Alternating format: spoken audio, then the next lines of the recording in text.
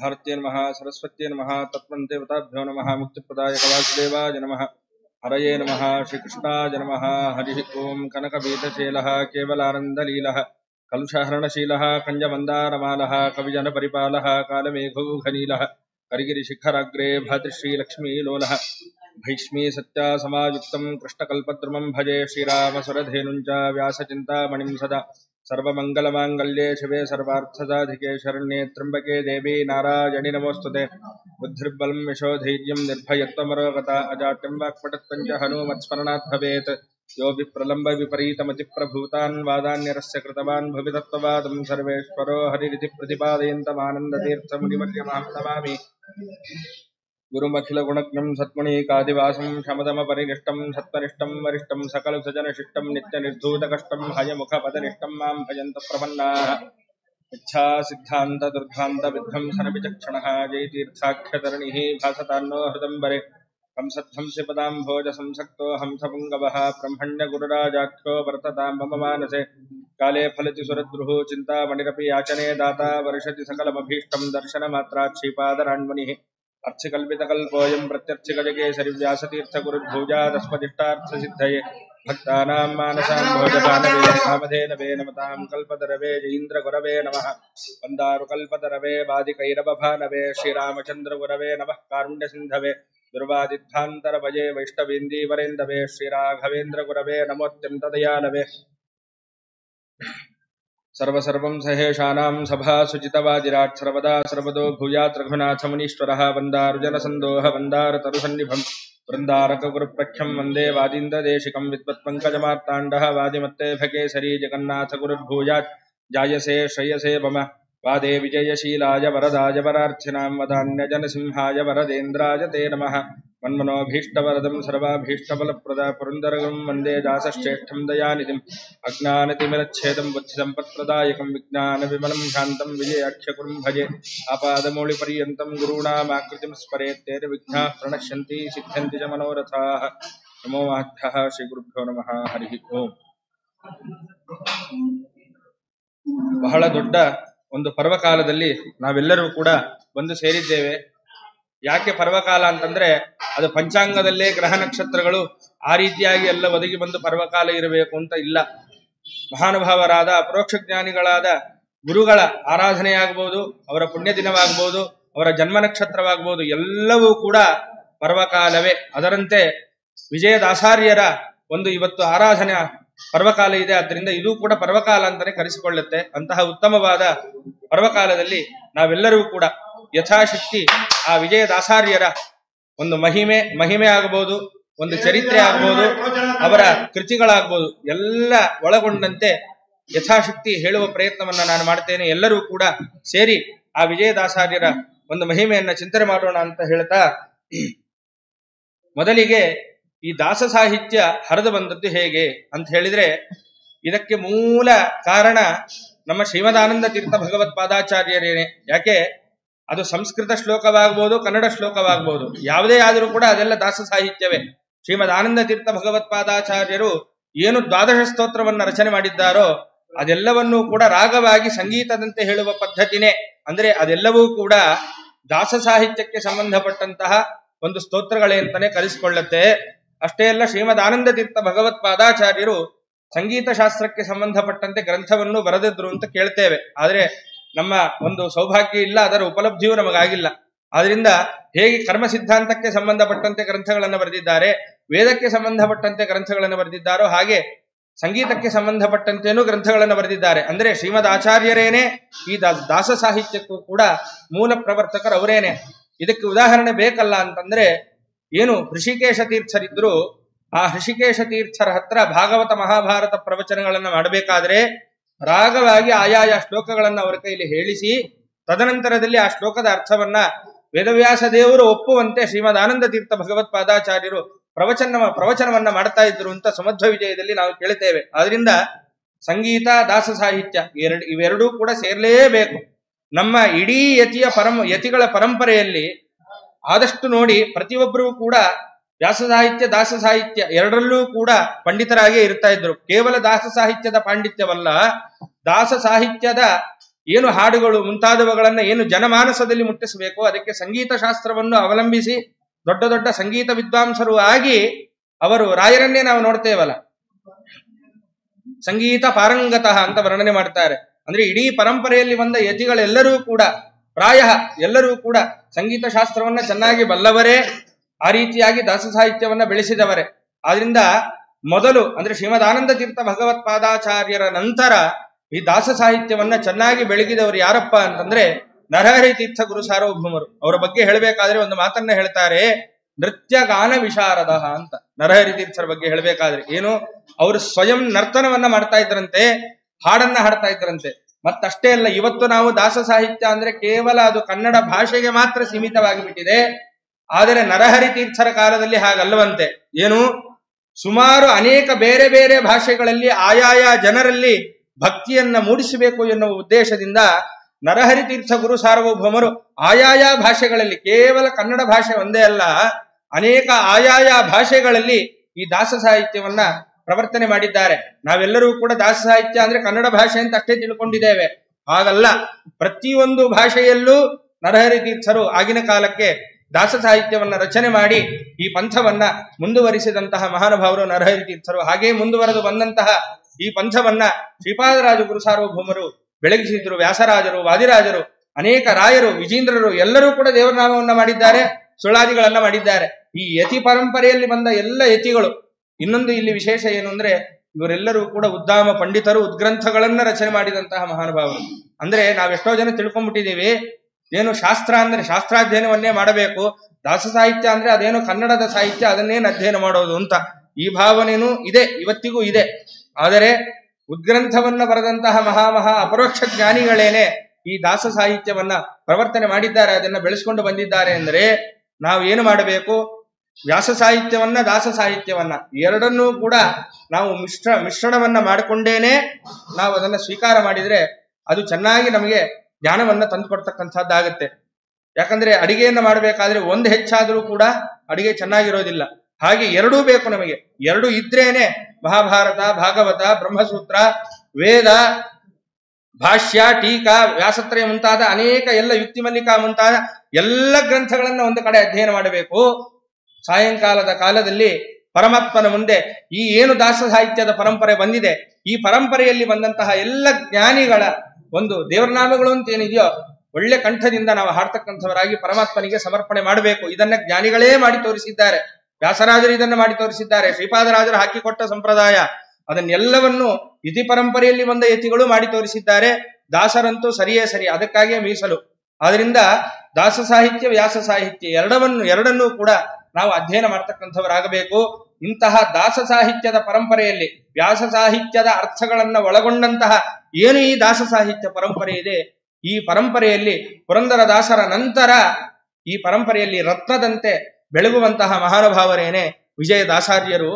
ಇವರ ಚರಿತ್ರೆಯ ಬಗ್ಗೆ ನೋಡೋದು ಅಂತಾದ್ರೆ ಇವರು ಭೃಗ್ವಂಶ ಸಂಭೂತರು ಅಂತ ಎಲ್ಲರಿಗೂ ಕೂಡ ಗೊತ್ತಿದೆ. ಭೃಗು ಋಷಿಗಳೇನೆ ಸ್ವಯಂ ಅವತರಣ ಮಾಡಿ ಬಂದಿದ್ದಾರೆ ಅನ್ನೋದು ಎಲ್ಲರಿಗೂ ಗೊತ್ತು. ಅಷ್ಟಲ್ಲದೇನೆ ಪುರಂದರ ದಾಸಾರ್ಯರ ಮಕ್ಕಳಾದಂತಹ ಗುರು ಮಧ್ವಪತಿ ದಾಸರು ಅಂತ ಏನಿದ್ದಾರೋ ಅವರು ಕೂಡ ಭೃಗು ಋಷಿಗಳ ಅಂಶವೇ. ಅವರ ನಂತರದ ಅವತಾರವೇ ವಿಜಯದಾಸಾರ್ಯರು. ಅಂದ್ರೆ ಏನು ಮಧ್ವಪತಿ ವಿಠಲದ ಪೂರ್ವ ಜನ್ಮದಲ್ಲಿ ವಿಜಯದಾಸಾರ್ಯರು ಗುರು ಮಧ್ವಪತಿ ದಾಸರಾಗಿ ಅವತರಣ ಮಾಡಿ ಬಂದಿದ್ರು, ಪುರಂದರ ದಾಸರ ಮಕ್ಕಳಾಗಿ ಅವತರಣ ಮಾಡಿ ಬಂದಿದ್ರು. ಇದರಲ್ಲೂ ಕೂಡ ಒಂದು ಕಥೆ ಇದೆ. ಗುರು ಮಧ್ವಪತಿ ದಾಸರ ವೈಶಿಷ್ಟ್ಯ ಏನು ಅಂತಂದ್ರೆ, ಏನು ಹಂಪಿಯಲ್ಲಿ ವ್ಯಾಸರಾಜ ಗುರು ಸಾರ್ವಭೌಮರು ಏನು ಯಂತ್ರೋದ್ಧಾರಕ ಪ್ರಾಣದೇವರನ್ನ ಪ್ರತಿಷ್ಠಾಪನೆ ಮಾಡಿದ್ದಾರೋ ಆ ಪ್ರಾಣದೇವರ ಪೂಜೆಯ ಜವಾಬ್ದಾರಿಯನ್ನ ಪುರಂದರದಾಸರಿಗೆ ವಹಿಸಿದ್ದರಂತೆ. ಪ್ರತಿನಿತ್ಯ ಪುರಂದರದಾಸರು ಆ ಯಂತ್ರೋದ್ಧಾರಕ ಮುಖ್ಯ ಪ್ರಾಣದೇವರಿಗೆ ಪೂಜೆಯನ್ನ ಮಾಡಬೇಕು. ಪಕ್ಕದಲ್ಲೇ ಇರುವಂತಹ ಪುರಂದರ ಮಂಟಪ, ಆ ಪರಿಸರವೇ ಪರಮಾದ್ಭುತ.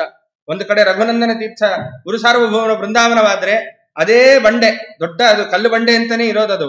ಅದು ಬೆಟ್ಟವೋ ಬಂಡೆನೋ ದೊಡ್ಡ ಕಲ್ಲು ಬಂಡೆ ಅಂತ ಇರುತ್ತೆ. ಅದರ ಹಿಂದಿನ ಭಾಗದಲ್ಲಿ ವ್ಯಾಸರಾಜ ಗುರು ಸಾರ್ವಭೌಮರ ಆನ್ಹೀಕ ಮಂಟಪವಿದೆ, ಇವತ್ತಿಗೂ ನಾವು ಕಾಣಬಹುದು. ಹಾಗೆ ಮುಂದೆ ಬಂದ್ರೆ ಎಂತೋ ವಿಶ್ವಪಾವನ ಮಠ, ವ್ಯಾಸರಾಜರು ಕಟ್ಟಿದಂತಹ ಏನು ಯೂನಿವರ್ಸಿಟಿ, ಆಗಿನ ಕಾಲದ ಯೂನಿವರ್ಸಿಟಿ, ಅಧ್ಯಾಪಕರೇ 10,000 ಜನ ಇದ್ರಂತೆ, ವಿದ್ಯಾರ್ಥಿಗಳು ಎಷ್ಟಿದ್ರು ಅಂತ ನೀವೇ ಆಲೋಚನೆ ಮಾಡ್ಕೊಳ್ಬೇಕು. ಅಂತಹ ವಿಶ್ವಪಾವನ ಮಠ, ಅದರ ಬಳಿಯಲ್ಲೇ ವರಾಹದೇವ, ಅದರ ಎದುರಿಗೆ ವರಾಹದೇವರ ಗುಡಿ. ಇವತ್ತು ವರಾಹದೇವರು ನಮ್ಗೆ ಕಾಣಲ್ಲ, ಅದು ಇವತ್ತಿಗೆ ಕಮಲಾಪುರದಲ್ಲಿದೆ. ಅದರಿಂದ ವರಾಹದೇವರ ಗುಡಿ, ಅದರ ಪಕ್ಕದಲ್ಲೇನೆ ಈ ಯಂತ್ರೋದ್ಧಾರಕ ಪ್ರಾಣದೇವರು ಗುಡಿ ಇಲ್ಲೇ ಸಂಚಾರ ಮಾಡ್ತಾ ಇದ್ರು ಪುರಂದರದಾಸರು. ಆದ್ರಿಂದ ಆ ಒಂದು ವಿಶ್ವಪಾವನ ಮಠದ ಮೇಲೆ ನಿಂತು ನಾವು ನೋಡಿದ್ರೆ ಪುರಂದರ ಮಂಟಪ ನಮಗೆ ಕಾಣುತ್ತೆ. ಅಲ್ಲೇ ಪುರಂದರದಾಸರು ವಾಸ ಮಾಡ್ತಾ ಇದ್ದಂತಹ ಜಾಗ, ಅಲ್ಲೇ ಕೂತು ಅನೇಕ ದೇವನಾಮಗಳನ್ನ ರಚನೆ ಮಾಡಿದ್ದಾರೆ. ಅಂತಹ ಪುರಂದರದಾಸರು ಪ್ರತಿನಿತ್ಯ ಈ ಯಂತ್ರೋದ್ಧಾರಕ ಮುಖ್ಯ ಪ್ರಾಣದೇವರಿಗೆ ಪೂಜೆಯನ್ನ ಮಾಡಿ ವ್ಯಾಸರಾಜರ ಬಳಿಯಲ್ಲಿ ಅನೇಕ ವಿಧವಾಗಿ ದೇವರನಾಮಗಳನ್ನ ರಚನೆ ಮಾಡ್ತಾ ಅವರ ಆಶೀರ್ವಾದವನ್ನ ಪಡಿತಾ ಈ ಪುರಂದರ ಮಂಟಪದಲ್ಲಿ ಇರ್ತಾ ಇದ್ರು. ಒಂದು ದಿನ ಏನಾಗಿದೆ, ಯಾರಿಗಾದ್ರೂ ಒಂದು ಕೆಲಸ ಅಂತ ಬಂದೇ ಬರುತ್ತಲ್ಲ, ಏನೋ ಒಂದು ಕೆಲಸ ಬಂದೇ ಬರುತ್ತೆ. ಹಾಗಾಗಿ ಪುರಂದರದಾಸರು ಏನು ಮಾಡಿದ್ರಂತೆ, ತಮ್ಮ ಮಕ್ಕಳಾದಂತಹ ಗುರುಮಧ್ವಪತಿ ದಾಸಾರ್ಯರಿಗೆ ಇನ್ನ ಚಿಕ್ಕ ವಯಸ್ಸು, ಯಾರು ತುಂಬಾ ದೊಡ್ಡವರಲ್ಲ, ತುಂಬಾ ಇನ್ನ ಚಿಕ್ಕ ವಯಸ್ಸು, ಮುಂಜೆ ಆಗಿತ್ತು ಅಷ್ಟೇ. ಆದ್ರಿಂದ ಮಗನಿಗೆ ಹೇಳಿದ್ರಂತೆ ಪುರಂದರದಾಸರು, ನೋಡಪ್ಪ ಮಧ್ವಪತಿ, ನಾನು ಹೀಗೆ ಯಾವುದೋ ಒಂದು ಕೆಲಸಕ್ಕೆ ಹೋಗ್ತಾ ಇದ್ದೇನೆ, ಮುಖ್ಯ ಪ್ರಾಣ ದೇವರ ಪೂಜಾ ಜವಾಬ್ದಾರಿ ನಿನ್ನದು, ನಾ ಬರುವವರೆಗೂ ಅಂತ ಹೇಳಿದ್ರಂತೆ. ಸರಿ ಆಯಿತು ಅಂತ ಅದರಂತೆ ಅನೇಕ ದಿನಗಳ ಕಾಲ ದಾಸಾರ್ಯರು ಹೋಗಿದ್ದಾರೆ. ಅದರಂತೆ ಪ್ರತಿನಿತ್ಯ ದಾಸರ ಮನೆಯವರು ಅಡಿಗೆಯನ್ನೆಲ್ಲ ಮಾಡಿಕೊಡಬೇಕು. ಮಡಿಯಲ್ಲಿ ಆ ಅಡಿಗೆಯನ್ನ ತಂದು ಮುಖ್ಯ ಪ್ರಾಣ ದೇವರ ಸನ್ನಿಧಿಯಲ್ಲಿಟ್ಟು ಪೂಜೆ ಮಾಡಿ ಬರಬೇಕು, ಹೀಗಿತ್ತು. ಅದರಂತೆ ಮಗನಿಗೆ ಆ ಒಂದು ಅಡಿಗೆಯನ್ನ ಮಾಡಿಕೊಟ್ಟಿದ್ದಾರೆ. ಅಡಿಗೆಯನ್ನ ತಗೊಂಡು ಹೋಗಿ ಪೂಜಾದಿಗಳೆಲ್ಲ ಆದ ಮೇಲೆ ನೈವೇದ್ಯದ ಕಾಲ ಬಂದಾಗ ಆ ಅಡಿಗೆಯನ್ನ ಆ ಮುಖ್ಯ ಪ್ರಾಣ ದೇವರ ಮುಂದೆ ಇಟ್ಟುಬಿಟ್ಟು, ಚಿಕ್ಕ ಮಗು ಇನ್ನು ಆಗತಾನು ಇವಾಗಿನ ಉಪನಯನವೇ, ಮದುವೆ ಹಿಂದಿನ ಉಪನಯನ ಮಾಡ್ಕೊಳ್ಳೋರು ಇದ್ದಾರೆ ಇವತ್ತಿನ ಕಾಲಕ್ಕೆ. ಆ ಸ್ಥಿತಿಗೆ ಬಂದು ಕೂತಿದ್ದೇವೆ. ಅನೇಕ ವರ್ಷಗಳ ಬೇಗ ಉಪನಯನವನ್ನ ಮಾಡಿಕೊಂಡು ಅನೇಕ ವರ್ಷಗಳ ಕಾಲ ಗಾಯತ್ರಿ ಮಂತ್ರವನ್ನ ಜಪ ಮಾಡಿ ಮಾಡಿ ಸಿದ್ಧಿಯನ್ನ ಪಡ್ಕೊಳ್ಬೇಕಾದಂತಹ ವಯಸ್ಸನ್ನೆಲ್ಲ ಬಿಟ್ಟುಬಿಟ್ಟು ಇವತ್ತು ಮದುವೆ ಹಿಂದಿನ ಮುಂಜಿ, ಮದುವೆ ದಿನ ಏನು ಇನ್ನೊಂದು ಮುಂಜಿ ಏನಾಗಬೇಕು ಆ ಮುಂಜಿ ಮದುವೆ, ಈ ಸ್ಥಿತಿಗೆ ಬಂದು ಕೂತಿದ್ದೇವೆ. ಹಾಗಾಗಬಾರದು. ಅದರಿಂದ ಚಿಕ್ಕ ವಯಸ್ಸಿನಲ್ಲೇ ಒಳ್ಳೆ ವಾಣಿ ಬಂದಿತ್ತು ಅಂತಾದ್ರೆ, ಒಳ್ಳೆ ಚೆನ್ನಾಗಿ ಮಾತಾಡ್ತಾ ಇತ್ತು ಮಗು ಅಂತಾದ್ರೆ 5ನೇ ವಯಸ್ಸಿಗೆ ಮುಂಜಿ ಮಾಡಿಬಿಡ್ಬೋದು, ಏನು ನೋಡ್ಬೇಕಾಗಿಲ್ಲ. ಇಲ್ಲ ಅಂತಂದ್ರೆ 8ನೇ ವಯಸ್ಸಿಗೆ ಮುಂಜಿ ಮಾಡಿಬಿಡ್ಬೋದು, ಏನೂ ನೋಡ್ಬೇಕಾಗಿಲ್ಲ. ಏನು ಒಂದು ಮುಹೂರ್ತ ಇತ್ಯಾದಿಗಳನ್ನ ನೋಡಿ ಚೆನ್ನಾಗಿರುವ ದಿನವನ್ನ ನೋಡಿ ನಾವು ಮುಂಜಿ ಉಪನಯನವನ್ನ ಮಾಡಿಬಿಡ್ಬೋದು. ಆದ್ರಿಂದ ನಮಗೇನೆ ಕೆಲವೊಂದು ಮಕ್ಕಳಿಗೆ ಇವತ್ತೇ ನೋಡಿದ್ರೆ ಏನೇನು ಹೆಂಗ್ ಮಾತಾಡ್ತವೆ ಇವತ್ತಿನ ಮಕ್ಕಳೇನೆ. ಆದ್ರಿಂದ ಮಧ್ವಪತಿ ವಿಠಲದಾಸರು ಏನು ಚೆನ್ನಾಗಿ ವಾಣಿ ಬರಲ್ಲ ಅಂತ ಏನು ಹೇಳ್ಬೇಕು. ಆದ್ರಿಂದ ಒಳ್ಳೆ ವಾಣಿ ಇತ್ತು, ಚಿಕ್ಕ ವಯಸ್ಸಿಗೆ ಮುಂಜಿ ಮಾಡಿದ್ದಾರೆ ಪುರಂದರ ದಾಸಾರ್ಯರು. 5-6 ವಯಸ್ಸಿನ ಒಂದು ಪುಟ್ಟ ಹುಡುಗ ಪೂಜೆಗೆ ಅಂತ ಕಳಿಸಿಕೊಟ್ಟಿದ್ದಾರೆ. ಅಡಿಗೆಯನ್ನು ತಗೊಂಡೋಗಿ ಇಟ್ಟಿದ್ದಾರೆ. ನೈವೇದ್ಯದ ಕಾಲ. ನೋಡಪ್ಪ ಮುಖ್ಯ ಪ್ರಾಣ, ನನ್ನ ತಂದೆ ತಾಯಿ ಹೇಳಿ ಕಳಿಸಿದ್ದಾರೆ, ನೈವೇದ್ಯ ಅಂದ್ರೆ ಏನು ಅಂತ ನಾನು ಒಂದ್ಸಲಿ ಕೇಳಿದ್ದೆ ನಮ್ಮ ತಂದೆ ಹತ್ರ. ದೇವ್ರು ಊಟ ಮಾಡ್ತಾರೆ ಅಂತ ಹೇಳಿದ್ರು, ನೀನ್ ಇದನ್ನು ಊಟ ಮಾಡ್ಬೇಕು. ಯಾಕಂದ್ರೆ ಮುಗ್ಧ ಮನಸ್ಸು ನೋಡಿ, ಊಟ ಅಂತಂದ್ರೆ ಹೇಗ್ ತಿಳ್ಕೊಳ್ಳುತ್ತೆ ಮಕ್ಕಳೆಲ್ಲ, ನಾವ್ ಹೇಗ್ ತಿಂತೇವೋ ದೇವರು ಹಾಗೆ ತಿಂತಾರೆ ಅಂತ ತಿಳ್ಕೊಂಡ್ಬಿಟ್ಟಿರ್ತಾರೆ. ಆದ್ರಿಂದ ಆ ಮುಗ್ಧ ಮನಸ್ಸು ಮುಖ್ಯ ಪ್ರಾಣ ದೇವರ ಬಳಿಯಲ್ಲಿ ಹೋಗಿ ಆ ಒಂದು ನೈವೇದ್ಯವನ್ನ ಇಟ್ಟು, ಸ್ವಾಮಿ ನಮ್ಮ ಅಪ್ಪ ಅಮ್ಮ ಹೇಳಿದ್ದಾರೆ ನೈವೇದ್ಯ ಅಂದ್ರೆ ನೀವು ಊಟ ಮಾಡ್ತೀನಿ ಅಂತ, ಅದಕ್ಕಾಗಿ ನೀ ಇದನ್ನೆಲ್ಲ ಖಾಲಿ ಮಾಡಿ ನೀವು ಊಟ ಮಾಡ್ಬೇಕು ಅಂತ ಮುಖ್ಯ ಪ್ರಾಣ ದೇವರನ್ನ ಮೇಲಿಂದ ಮೇಲೆ ಪ್ರಾರ್ಥನೆ ಮಾಡ್ಲಿಕ್ಕೆ ಶುರು ಮಾಡಿದ್ರೆ, ಆ ಮುಖ್ಯ ಪ್ರಾಣ ದೇವರು ಏನು ಮಾಡಿದರಂತೆ ನೋಡ್ರಿ. ಮಧ್ವಾಚಾರ್ಯ ಒಂದು ಇದೇ ಬಿತ್ತು, ಪುಷ್ಪವೇ ಬಿತ್ತು, ಇದು ಸತ್ಯ. ಆದ್ರಿಂದ ಆ ಮುಖ್ಯ ಪ್ರಾಣ ದೇವರೇನು ಮಾಡಿದರಂತೆ, ಆ ಮುಗ್ಧ ಮನಸ್ಸಿಗೆ ಏನೇ ಇದ್ರೂ ಕೂಡ ಮುಗ್ಧ ಮನಸ್ಸಿಗೆ ಒಲಿದು ಬಿಡ್ತಾನೆ ಸ್ವಾಮಿ ಒಲಿತಾನಾದ್ರಿಂದ ಅದೇ ಚಿತ್ತವೃತ್ತಿ ಮನೋವೃತ್ತಿ ಮಾನಿವ, ವಾಯುದೇವರ ಗುಣ ಅಲ್ವಾ. ಪರಮಾತ್ಮನ ಮನಸ್ಸನ್ನ ತಿಳಿದು ಕಾರ್ಯವನ್ನ ಮಾಡುವಂತಹ ಗುಣವುಳ್ಳವರು ವಾಯುದೇವರು. ಆದ್ರಿಂದ ಅದರಂತೆ ಈ ಮುಗ್ಧ ಮನಸ್ಸಿಗೆ ಅವರು ಒಲಿತಕ್ಕಂಥವರಾಗಿ ಅಡಿಗೆಯನ್ನೆಲ್ಲ ಅವರು ಸ್ವೀಕಾರ ಮಾಡಿದರಂತೆ ಮುಖ್ಯ ಪ್ರಾಣ ದೇವರು. ಇವರು ಪಾತ್ರೆಯನ್ನೆಲ್ಲ ಹಿಡ್ಕೊಂಡು ಪೂಜಾ ಸಾಮಗ್ರಿಗಳನ್ನೆಲ್ಲ ಹಿಡ್ಕೊಂಡು ಚಕ್ರತೀರ್ಥ ಅಲ್ಲೇ ಪಕ್ಕದಲ್ಲೇ ಅಲ್ಲೇ ಎಲ್ಲ ತೊಳ್ಕೊಂಡಿದ್ದಾರೆ. ಎಲ್ಲ ಮಾಡಿಕೊಂಡು ಏನ್ ಬರ್ತಾರೆ ಮನೆಗೆ, ಯಾಕೆ ಆ ಅಡಿಗೆಯನ್ನೇ ಊಟ ಮಾಡ್ಬೇಕು, ಆ ಅಡಿಗೆಯನ್ನೇ ಮನೆಯಲ್ಲಿ ಪ್ರಸಾದ ಅಂತ ಸ್ವೀಕಾರ ಮಾಡ್ಬೇಕು. ದಾಸರಾಯರ ಮನೆಯಲ್ಲಿ ಏನ್ ಖಾಲಿ ಪಾತ್ರೆ, ಎಲ್ಲ ಖಾಲಿ ಪಾತ್ರೆ ಹಾಗೆ ತಂದು ಅಮ್ಮನ್ ಮುಂದಿಟ್ರಂತೆ. ಏನೋ ಮಧ್ವಪತಿ ಏನಾಯ್ತಪ್ಪ, ಏನು ಮಾಡ್ತಾ ಇದ್ದಿ ಅಂತ ಕೇಳಿದ್ರಂತೆ. ಏನಿಲ್ಲಮ್ಮ, ಮುಖ್ಯ ಪ್ರಾಣ ದೇವರಿಗೆ ಎಲ್ಲವನ್ನು ಊಟ ಮಾಡಿಸಿ ಬಂದಿದ್ದೇನೆ. ಅದಕ್ಕೆ ತಾಯಿ ಹೇಳಿಲ್ಲಂತೆ, ಹಾಗೆಲ್ಲ ಸುಳ್ಳು ಹೇಳ್ಬಾರ್ದಪ್ಪ, ಹಶವಾಗಿದೆ ತಿಂದಿದ್ದೀನಿ ಅಂತ ಹೇಳು, ಪರವಾಗಿಲ್ಲ, ಇನ್ನೊಂದ್ಸಲಿ ಅನ್ನ ಮಾಡ್ತೇನೆ, ಅನ್ನ ಮಾಡಿ ಪರಮಾತ್ಮನಿಗೆ ಇನ್ನೊಂದ್ಸತಿ ನೈವೇದ್ಯ ಮುಂತಾದವುಗಳನ್ನ ಮಾಡಿ ನಾವು ಪ್ರಸಾದವನ್ನ ಸ್ವೀಕಾರ ಮಾಡೋಣ. ಆದ್ರೆ ಹಾಗೆಲ್ಲ ಸುಳ್ಳು ಹೇಳ್ಬಾರ್ದಪ್ಪ, ನೀನೇ ದೇವ್ರು ತಿಂದಿದ್ದಾನೆ ಅಂತ ಹೇಳ್ಬಿಟ್ಟು ನೀನೇ ತಿಂದ್ಬಿಟ್ಟು ದೇವ್ರು ತಿಂದಿದ್ದಾನೆ ನಾ ತಿಂದಿಲ್ಲ ಅಂತ ಹಾಗೆಲ್ಲ ಸುಳ್ಳು ಹೇಳ್ಬಾರದು ಅಂತ ಹೇಳಿದ್ರಂತೆ. ಇಲ್ಲಮ್ಮ, ನಿಜವಾಗ್ಲು ಮುಖ್ಯ ಪ್ರಾಣ ದೇವರೇ ತಿಂದಿದ್ದು ಅಂದ್ರಂತೆ. ಸರಿ, ಏನೋ ಆಯ್ತು ಬಿಡು, ಮಗು ಏನೋ ಹೇಳುತ್ತೆ, ಚಿಕ್ಕ ಕೂಸು ಅಂತ ಹೇಳಿ ಮತ್ತೆ ಮಾರನೇ ದಿನ ಹಾಗೆ ಅಡಿಗೆ ಮಾಡಿ ಕಳಿಸಿದ್ದಾರೆ. ಅದರಂತೆ ಇಡೀ ಪೂಜಾದಿಗಳನ್ನೆಲ್ಲ ಮುಗಿಸಿದ್ದಾರೆ. ಮುಗಿದ ಮೇಲೆ ಆ ನೈವೇದ್ಯವನ್ನ ಇಟ್ರು, ಏನ್ ಅಡಿಗೆ ಮಾಡ್ಕೊಂಡು ಬಂದಿದ್ರು ತಿನ್ನು ಅಂತ ಕೂತ್ರು. ಯಾಕೆ ಹಿಂದಿನ ದಿನನೇ ಪರಮಾತ್ಮ ತಿಂದಿದ್ದೆ, ಇವತ್ತು ತಿನ್ಲೇಬೇಕು. ಆದ್ರಿಂದ ಮತ್ತೆ ನೀ ಏನ ತಿನ್ಲಿಲ್ಲ ಅಂತಾದ್ರೆ ನಾ ಮನೆಗೆ ಹೋಗಲ್ಲ, ಆ ರೀತಿಯಲ್ಲಿ ದೇವರಿಗೆ ಬ್ಲಾಕ್ ಮೇಲ್ ಮಾಡಿದ ಮಹಾನುಭಾವರು ಇವರೆಲ್ಲ.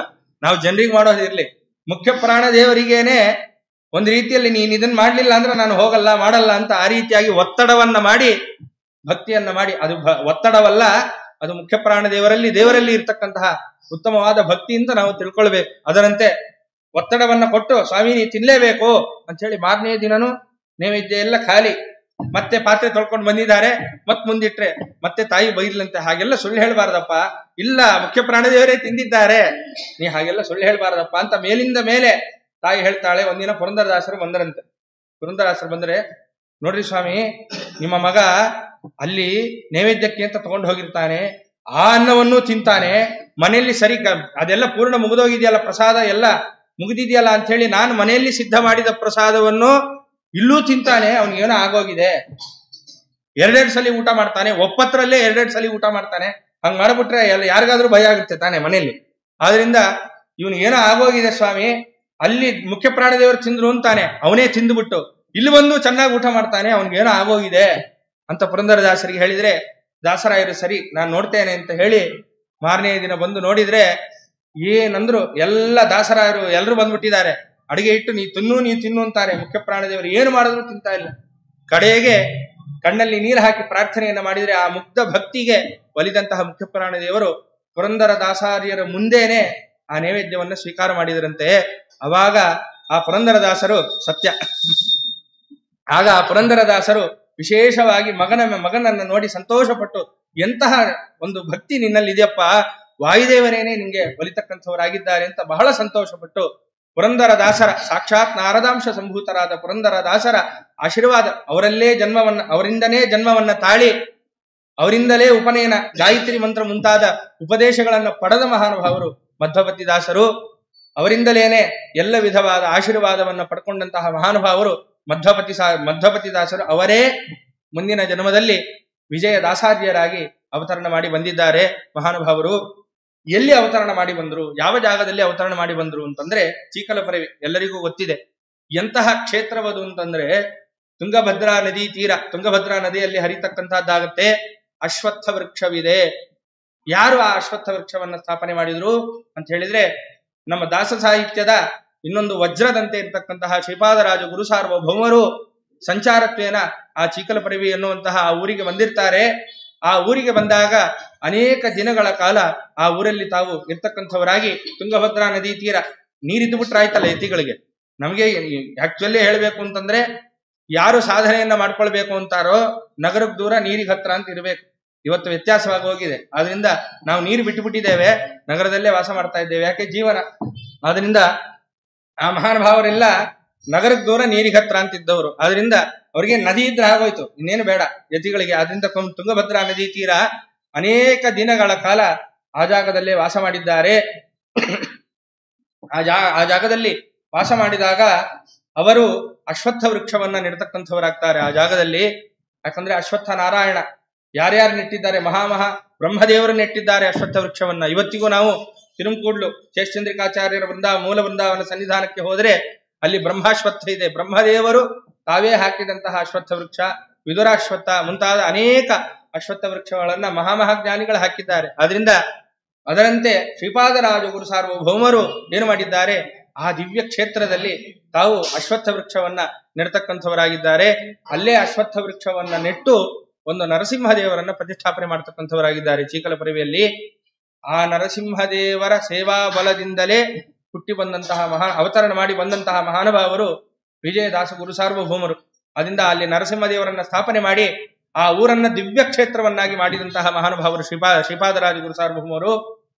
ವಿಜಯದಾಸರ ತಂದೆ ತಾಯಿ ಶ್ರೀನಿವಾಸಪ್ಪ ಮತ್ತು ಕೂಸಮ್ಮ ಇಬ್ಬರಿಗೂ ಸಹಿತ ಅನೇಕ ದಿನಗಳ ಕಾಲ ಮಕ್ಕಳಿರಲಿಲ್ಲ. ಪ್ರತಿನಿತ್ಯ ಈ ಅಶ್ವತ್ಥ ವೃಕ್ಷಕ್ಕೆ, ಈ ನರಸಿಂಹದೇವರಿಗೆ ತುಂಗಭದ್ರಾ ನದಿಯಲ್ಲಿ ಸ್ನಾನ ಮಾಡಬೇಕು. ಗಂಡ ಹೆಂಡತಿ ಇಬ್ಬರೂ ಕೂಡ ಸ್ನಾನ ಮಾಡಿ ಈ ಅಶ್ವತ್ಥ ವೃಕ್ಷಕ್ಕೆ, ಈ ನರಸಿಂಹದೇವರಿಗೆ ಪ್ರತಿನಿತ್ಯ ಪ್ರದಕ್ಷಿಣೆಯನ್ನ ಮಾಡಬೇಕು. ಆ ಪ್ರದಕ್ಷಿಣಾ ಬಲದಿಂದ, ಆ ಸೇವಾ ಬಲದಿಂದ ಕಾಲ ಕೂಡಿ ಬಂದಿದೆ. ಅದರಂತೆ ವಿಜಯದಾಸಾರ್ಯರು ಅವರು ಅವತರಣ ಮಾಡಿ ಬರ್ತಕ್ಕಂಥವರಾಗಿದ್ದಾರೆ. ಅದಕ್ಕೋಸ್ಕರನೇ ವಿಜಯದಾಸಾರ್ಯರಿಗೆ ಶ್ರೀಪಾದರಾಜರು ಅಂತಂದ್ರೆ ಇನ್ನಿಲ್ಲದ ಭಕ್ತಿ. ಯಾಕೆ, ಅವರು ಪ್ರತಿಷ್ಠಾಪನೆ ಮಾಡಿದ ನರಸಿಂಹದೇವರ ಸೇವಾ ಬಲದಿಂದ ತಾವು ಅವತರಣ ಮಾಡಿ ಬಂದಿದ್ದಾರೆ. ಅದಕ್ಕೋಸ್ಕರನೇ ಶ್ರೀಪಾದರಾಜರ ಮೇಲೆ ಒಂದು ಸುಳಾದಿಯನ್ನೇ ರಚನೆ ಮಾಡಿಕೊಟ್ಟಿದ್ದಾರೆ ಮಹಾನುಭಾವರು. ಶ್ರೀಪಾದರಾಜ ಗುರವೇ ದೃಢ ಭಕುತಿಯಿಂದ ಶ್ರೀಪಾದ ಪದುಮವ ನೆರೆ ನಂಬಿದವನ ಭಾಗ್ಯ ಅಪಾರವಲ್ಲದೆ ಲೇಷ ಕೊರತೆ ಇಲ್ಲ. ಗೋಪಾದ ಜಲದೊಳು ರತುನ ದೊರಕಿದಂತೆ ಪ್ರಾಪುತವಾಗುವುದು ಬಹಿರಂತರ ಸೌಖ್ಯ.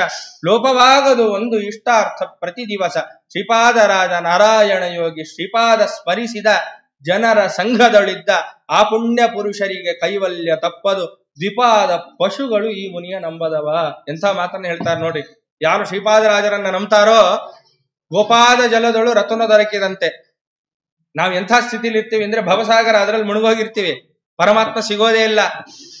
ಇನ್ನು ಸಮುದ್ರದಲ್ಲಿರ್ತಕ್ಕಂತಹ ಮುತ್ತು, ಈಗ ಯಾರು ಸಮುದ್ರದಲ್ಲಿ ಮುತ್ತನ್ನು ಹುಡುಕ್ಲಿಕ್ಕೆ ಹೋಗ್ತಾರೋ ಅವರಿಗೆ ದಡದಲ್ಲೇ ಮುತ್ತು ಸಿಕ್ಕಿದ್ರೆ ಎಷ್ಟು ಆನಂದ ಆಗುತ್ತೆ. ಹಾಗೆ ಶ್ರೀಪಾದರಾಜ ಗುರು ಸಾರ್ವಭೌಮರನ್ನ ನಂಬಿದ್ರೆ ಭವಸಾಗರದಲ್ಲಿ ಇದ್ದಂತಹ ನಮಗೆ ಆ ಭವಸಾಗರದಲ್ಲಿ ಮುಳುಗೋದಿರ್ಲಿ, ದಡದಲ್ಲೇ ನಮಗೆ ಪರಮಾತ್ಮ ಸಿಕ್ಬಿಡ್ತಾನಂತೆ. ಹೇಗೆ ದಡದಲ್ಲಿ ಗೋಪಾದ ಜಲದೊಳು ಹೇಗೆ ನಮಗೆ ಮುತ್ತು ಸಿಕ್ಕರೆ ಎಷ್ಟು ಆನಂದ ಆಗುತ್ತೋ ಅದರಂತೆ ಭವಸಾಗರದಲ್ಲಿದ್ದಂತಹ ನಮಗೆ ದಡದಲ್ಲೇ ಆದಷ್ಟು ಬೇಗ ಪರಮಾತ್ಮ ಸಿಗುವಂತೆ ಅನುಗ್ರಹ ಮಾಡ್ತಾರೆ. ಇಂತಹ ಮಹಾನುಭಾವರನ್ನ ಯಾರು ನಂಬೋದಿಲ್ವೋ ದ್ವಿಪಾದ ಪಶುಗಳು ಅಂತ ಬೈದ್ರು.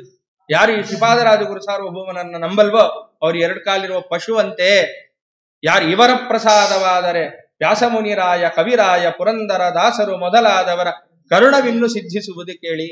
ಇವರ ಏನು ಶ್ರೀಪಾದರಾಜ ಗುರು ಸಾರ್ವಭೌಮರ ಪ್ರಸಾದವಾಗಿ ಬಿಟ್ರೆ ದಾಸರಾಜರ, ವಾದಿರಾಜರ, ಪುರಂದರದಾಸರ ಎಲ್ಲ ಮಹಾಜ್ಞಾನಿಗಳ ಅನುಗ್ರಹ ನಿಮ್ಮೇಲಾಯ್ತು ಅಂತ ನೀವು ತಿಳಿಬೇಕು. ಶ್ರೀಪಾದರಾಜರ ಪ್ರಸಾದದಿಂದಲೇ ಹುಟ್ಟಿ ಬಂದಂತಹ ಮಹಾನುಭಾವರು ವಿಜಯದಾಸಾರ್ಯರು.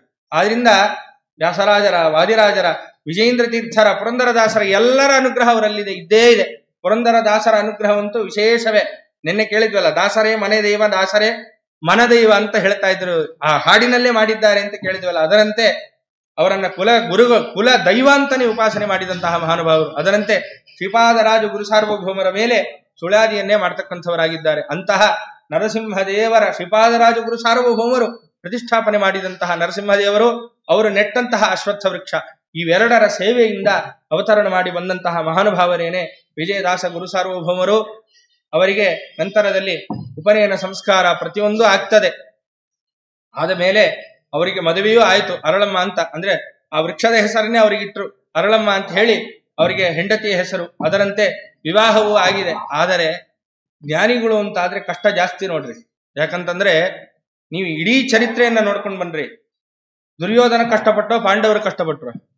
ಕಷ್ಟ ಅಂತ ಹೆಸರಿಗಷ್ಟೇ, ಅದು ಕಷ್ಟದಂತೆ ಇರೋದಿಲ್ಲ. ನೆನ್ನೆನೆ ಕೇಳಿದ್ವಲ್ಲ ಮಹಾಭಾರತದ ವಿಷಯವನ್ನ.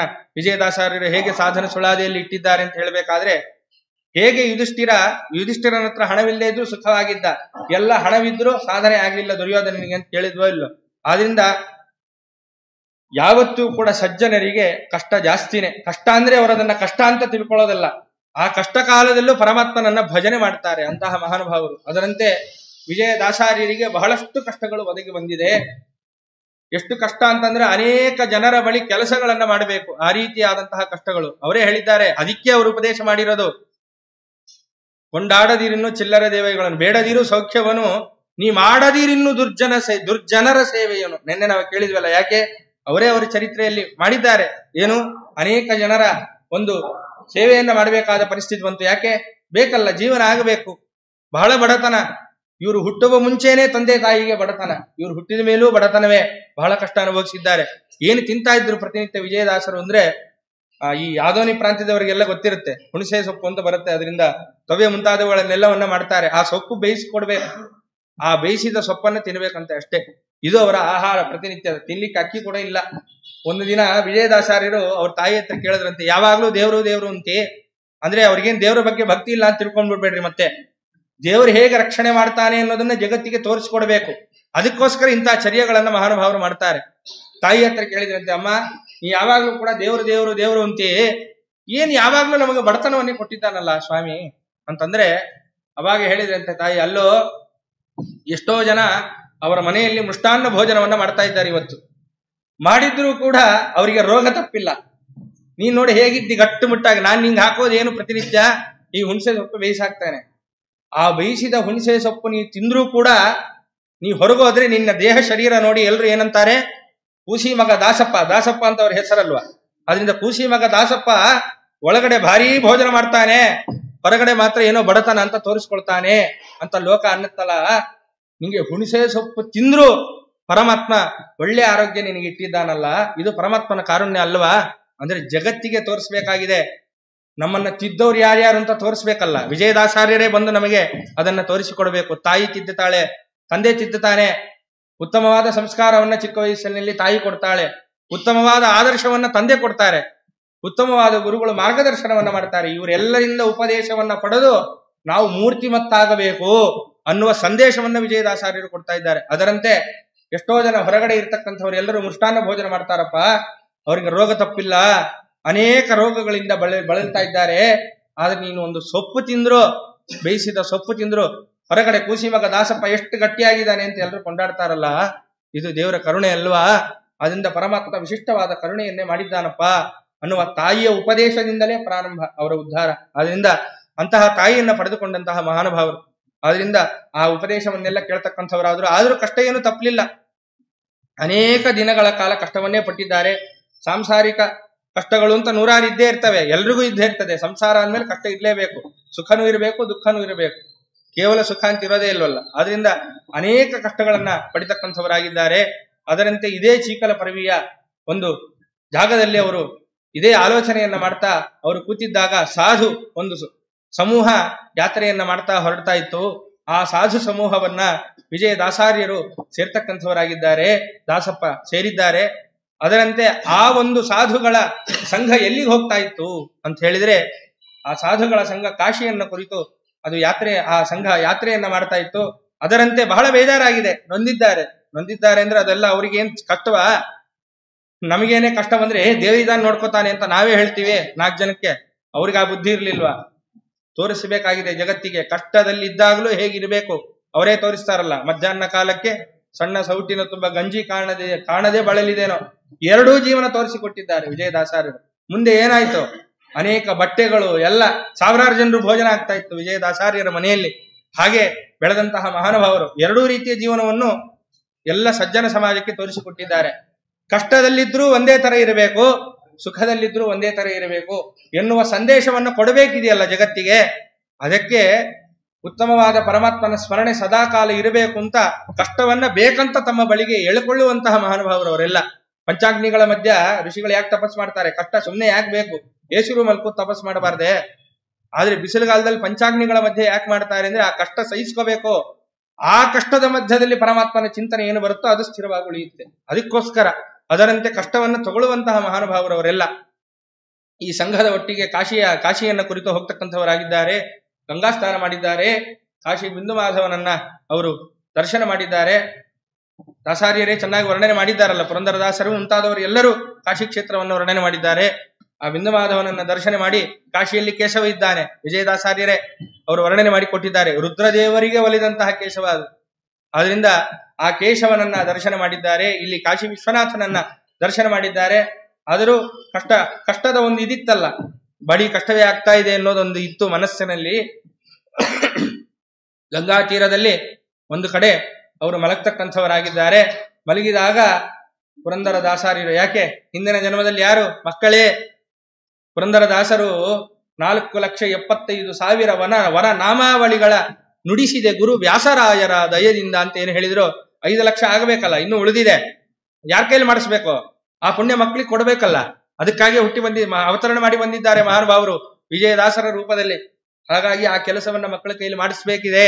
ಅದಕ್ಕೋಸ್ಕರ ಸ್ವಪ್ನದಲ್ಲಿ ಬರ್ತಕ್ಕಂಥವರಾಗಿ ಆ ವಿಜಯದಾಸಾರ್ಯರನ್ನ ಏನು ಮಾಡಿದ್ದಾರೆ, ತಾವು ಕರ್ಕೊಂಡು ವೇದವ್ಯಾಸ ದೇವರ ಬಳಿಗೆ ಕರ್ಕೊಂಡು ಹೋಗ್ತಕ್ಕಂಥವರಾಗಿದ್ದಾರೆ. ಎಂತಹ ಮಹಾನುಭಾವರು, ಎಷ್ಟು ಯೋಗ್ಯತೆ ನೋಡ್ರಿ.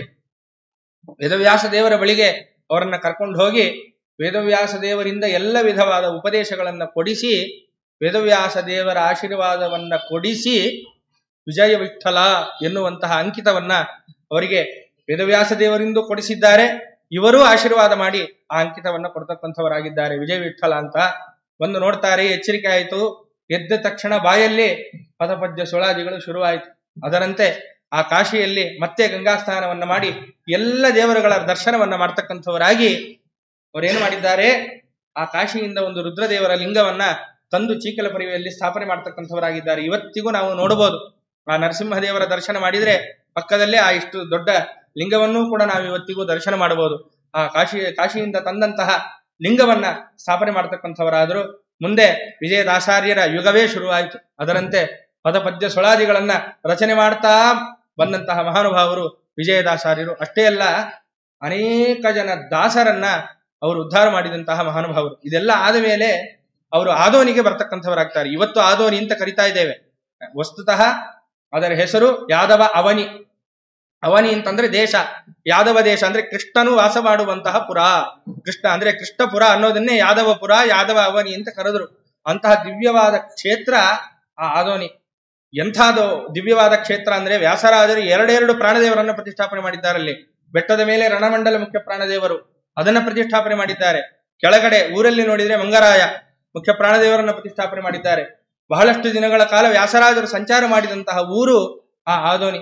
ಆ ಆದೋನಿಗೆ ಬರ್ತಕ್ಕಂಥವರಾಗಿದ್ದಾರೆ. ಇವತ್ತಿಗೂ ಕೂಡ ವಿಜಯದಾಸರ ಕಟ್ಟೆ ಅಲ್ಲೂ ಇರ್ತಕ್ಕಂಥದ್ದಾಗಿದೆ. ಹೇಗೆ ಚೀಕಲಪರಿವೆಯಲ್ಲಿ ವಿಜಯದಾಸರ ಸನ್ನಿಧಾನ ಇದೆ, ಚಿಪ್ಪಗಿರಿಯಲ್ಲಿ ಹೇಗೆ ವಿಜಯದಾಸರ ಸನ್ನಿಧಾನವಿದೆಯೋ ಅದರಂತೆ ಆದೋನಿಯಲ್ಲೂ ಸಹಿತ ವಿಜಯದಾಸರ ಕಟ್ಟೆ ಅಂತ ಇವತ್ತಿಗೂ ಇದೆ.